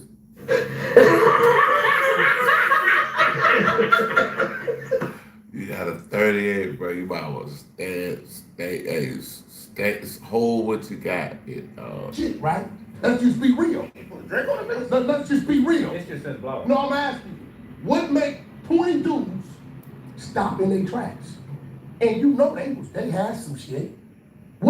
It takes something. Listen, it's a fat, ugly broad walk through here. We wouldn't trip. We'd keep talking. If a bad bitch walk through here, we gonna stop and look, right? So it gotta be a showstopper, right? So now I just exposed to you that the Bozo said what? He was by himself. I never was by myself. But this him on a wiretap bragging to somebody else, bro. Right. Possibly You got it in right, report, right? But you said it like it was real. This originally and said begging. I never said begging. But you said it like it was real. I was just reading what you said. That's the part he's mad about, the begging. I never No, said what I'm saying though, the part I'm mad about is you act like we cool. You just send it to me and say, whack, what's up with this? You did the bitch ass shit you do, but they just can't catch it. Now that we've all sat through Porky's little fairy tale, his big, tough battle cry story, let's rewind. Let's go back to the first version of the story he told on Clubhouse, before he had time to sit around and concoct this dramatic military operation nonsense. Boy, jump out. What's happening? If my wife and kids were wrong, you know my wife and kids. Any plan, any plan. If my wife and kids were wrong, you know my wife and kids. Any plan, any plan. And just like that, Porky has exposed himself. You heard it with your own ears. He said it plain as day. Draws, you know my wife and kids are right here. Draws, my wife and kids. That's his own words. He just admitted that when he hopped out of that car, he was screaming for his life, begging about his wife and kids. Exactly like Big U said happened. No spin, no military strategy, no action movie moment, just fear. So once again, Porky, aka CS2 Badges, has stumbled over his own tongue again. Caught up in his own lies like he always is. This is Michael with Michael James Remodeling. I'm standing in a loft right above a garage that our clients... I looked nigga dead in his eyes. Oh, it was what's the name? It was a bunch of them. It was like 20 of them. So, you know, once they get through the thing, now I got to pay to get through that thing. But you know, it's 20 of them. Not access, rushing to do whatever you gonna do. If that's what you want to try. And then I go to the Instagram and talk about they packed me out. Come on. Niggas went to a show to start some shit, but didn't do shit. That's crazy. Why will it lay to? No, they went there to look like they did some shit. They didn't really want to do nothing. All the antics in the post, I'm like, come on, bro. What are you talking about, bro? If Wag got stumped out, that shit on YouTube for sure, man. For sure. Man, this shit is funny as hell, man. Like, do y'all niggas hear this shit? Do y'all really hear this shit? Like, listen to the dick ride, man. Like, these niggas, it's crazy, man. These niggas don't even get paid to dick ride this nigga like this. All that, you didn't get hit. Like, shut the fuck up, nigga. I mean, shit, it was 18, 20, big shit. I did what I was supposed to do. I jumped out. I damn sure wasn't gonna stay sitting in the car. That's how. Some crazy shit. I mean, I was just tripping off the story. I didn't think nothing of it till our homie hit me. From Compton, like, Hey, when this happened, because I know I didn't see shit, no commotion, no nothing right there. There was a shit. I was like, man, ain't nothing happening. I was right there the whole time. I was chilling, like, nothing on stage, everything was cool now. Yeah. I had to get fuck out of there. We got outside, got to go to the garage. Nigga, free for all. So, did he call you out on stage and put the mic down or something? What was that about? Who called me out? Something. Somebody said something like True Car said something on stage and put the mic down or some shit. Yeah, what did that nigga say, man? I don't know. What did he say? I don't know. That's just what somebody came in here and said. I didn't see the shit, nothing. I just think bro should just keep grinding and get better, man. Don't blame it on nobody else, man. Man, sometimes y'all gotta wake up. He called me out on my stage. Come on, man. No, we won't. Oh, no, we won't. We don't want to lie. You gotta be backstage when you get to my stage, right? No, that's right. Oh, shit. Backstage. Right. They still ain't called on yet. That's crazy. Instead of putting in that real work and getting your shit, you just trying to jump in. I can't even understand that. I'm just saying. Sometimes you gotta read between the lines. That shit clear. Crazy. Right, like what? Responsible to being knocked out at the Games concert. Man, get fuck out of here. It's weird. Yo, they gotta stop playing with fake knockouts, man. When you talk to people in Carter, they gotta stop playing with fake knockouts. That don't look good. You gotta stop playing with fake knockouts. That'd be crazy. Do that. That shit be weird. Like, I know it. I can't be that much of a where it's a make something up. Make something up. Like, I ain't gonna go lock, nigga. What you mean? It's crazy. I didn't even see Fiends tell you club or holler what they talking about. You got a strong ass knock, what? Cause I be forgetting. I be supposed to pull up on it. I get the mood. I be forgetting. I said, you know what? I'm trying to pull up on it real quick. You try to pull up on it. I be forgetting. She's like, yeah, somebody to check on Phoenix because somebody was knocking on her door. I don't know. Yeah. I met you when you brought your daughter to the show years ago. Knocking on her. Oh, man. Cool, He doing good. Ready to finish this little shit up. Yeah, he probably ready to drop, huh? Yeah, he almost through. And he finna go back on tour, or he already did? Yeah. Nah, we finna go back on once they finish it up. Max, what up, man? Yeah, we popping. Schoolboy good. That's hard, man. He'll never change. That's all I like about him. Yeah, you had your daughter back there. You took a picture with your daughter. That's when I met you. Yeah. Mm-hmm. It was backstage. And you bought him shoes and you really like them? And they're half size. I mean, is this sort of a Newport News thing? Because Allen Iverson kind of had the same thing going on. You know, they always have a big crew from back home with him. You got a crew? Yeah, but I don't financially support him. Yeah, well, I mean, back you was 20 years old, it might have been different. You had this couple $1 million. You might look at it different. You know what I'm saying? You and your boys out had it lit. It's like walking in that back room and you broke and you find $20 million and you found it. They was outside. You ain't gonna give them nothing. You're not gonna give him a dime. You got a kid and he trying to get an apartment. You're not gonna help him when you got a pocket full of money. It's a tough situation. No, it's not a tough situation. I don't think it's a tough I know situation. it. It's a respect level, man. Like, I don't value a dollar, I value, loyalty, I value respect, character.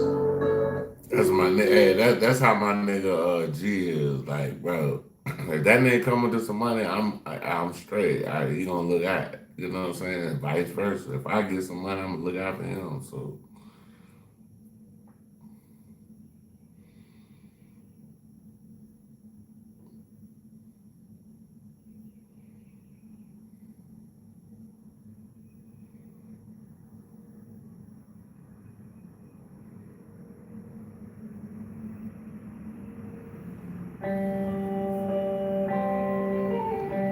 I've been in this business myself. This is Global Telly. You have a prepaid call from an incarcerated individual at the R.J. Donovan Correctional Facility, San Diego, California. This call and your telephone number will be monitored and recorded. You have a prepaid call. You will not be charged for this call. To accept this call, say or dial 5 now. Thank you for using Global Tel Link. Like I said, I'm here to help you, officer. I'm an end like this. I have a condo by the studio. 2-bedroom condo. In case my person was trying to work or whatever, right? Right.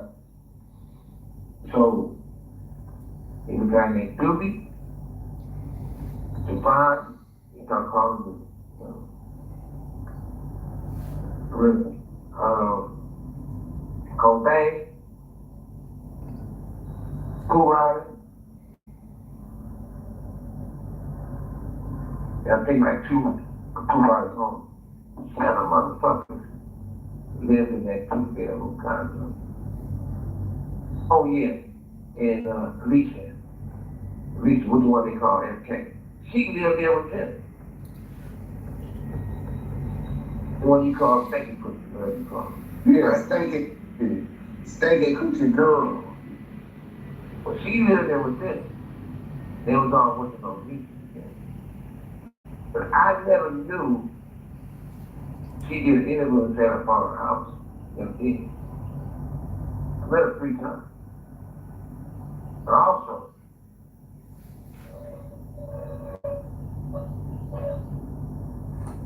I got some guys and I put them on the road.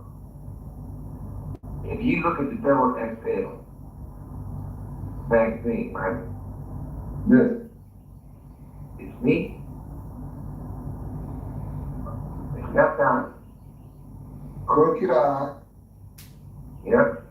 Spider Loaf. Nope, well, he's him. Eastwood and Clark. Oh, that's what it was. So I don't know about all the other people saying they was on the road.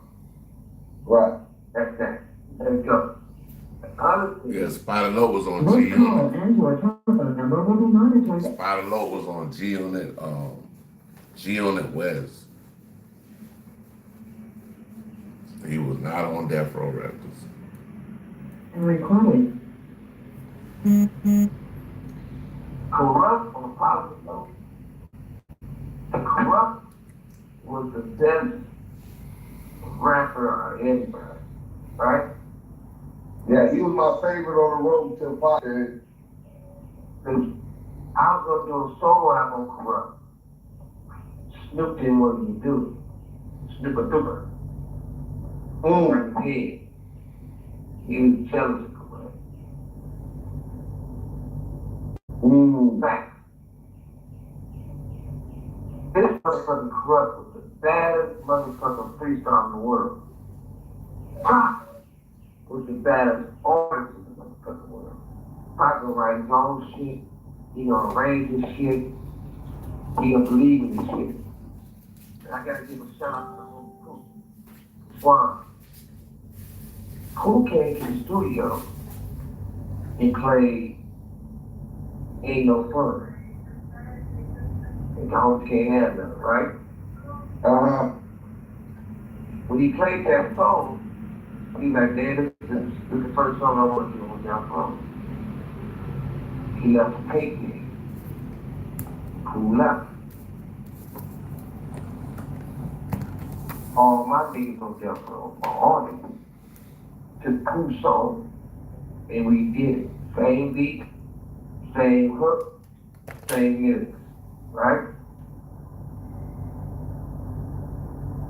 The studio called me and said, hey, man, there's so many bloods out here bad as the motherfucker. I said, who? And then Swan. I should tell him homies I'm on my way. I get up there, and you know, me and the homies up there, and I'm talking to Pooh like, look, they stole my song. Ain't No Fun is my song. I see your problem, said, like. He said, all right, well, let me get you. We can get these ones. I said, whoa, you right, they wrong, but if I pull that song off the album, motherfucker gonna lose a lot of money. I said, for me, I know I'm asking you something I shouldn't be asking you, but I'm asking anyway. Give him a pass, trust him, give him a pass, and I pay the crew out, and I say, plus, I'm gonna do an album, you can have your own label, whatever. You know, that's really the home. It's one of love.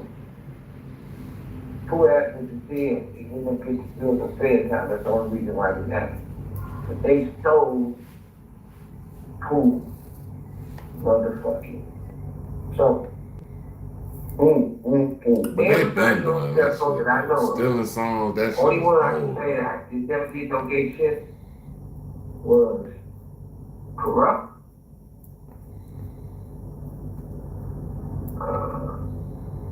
I don't know if you, I never seen Red participate in gay shit.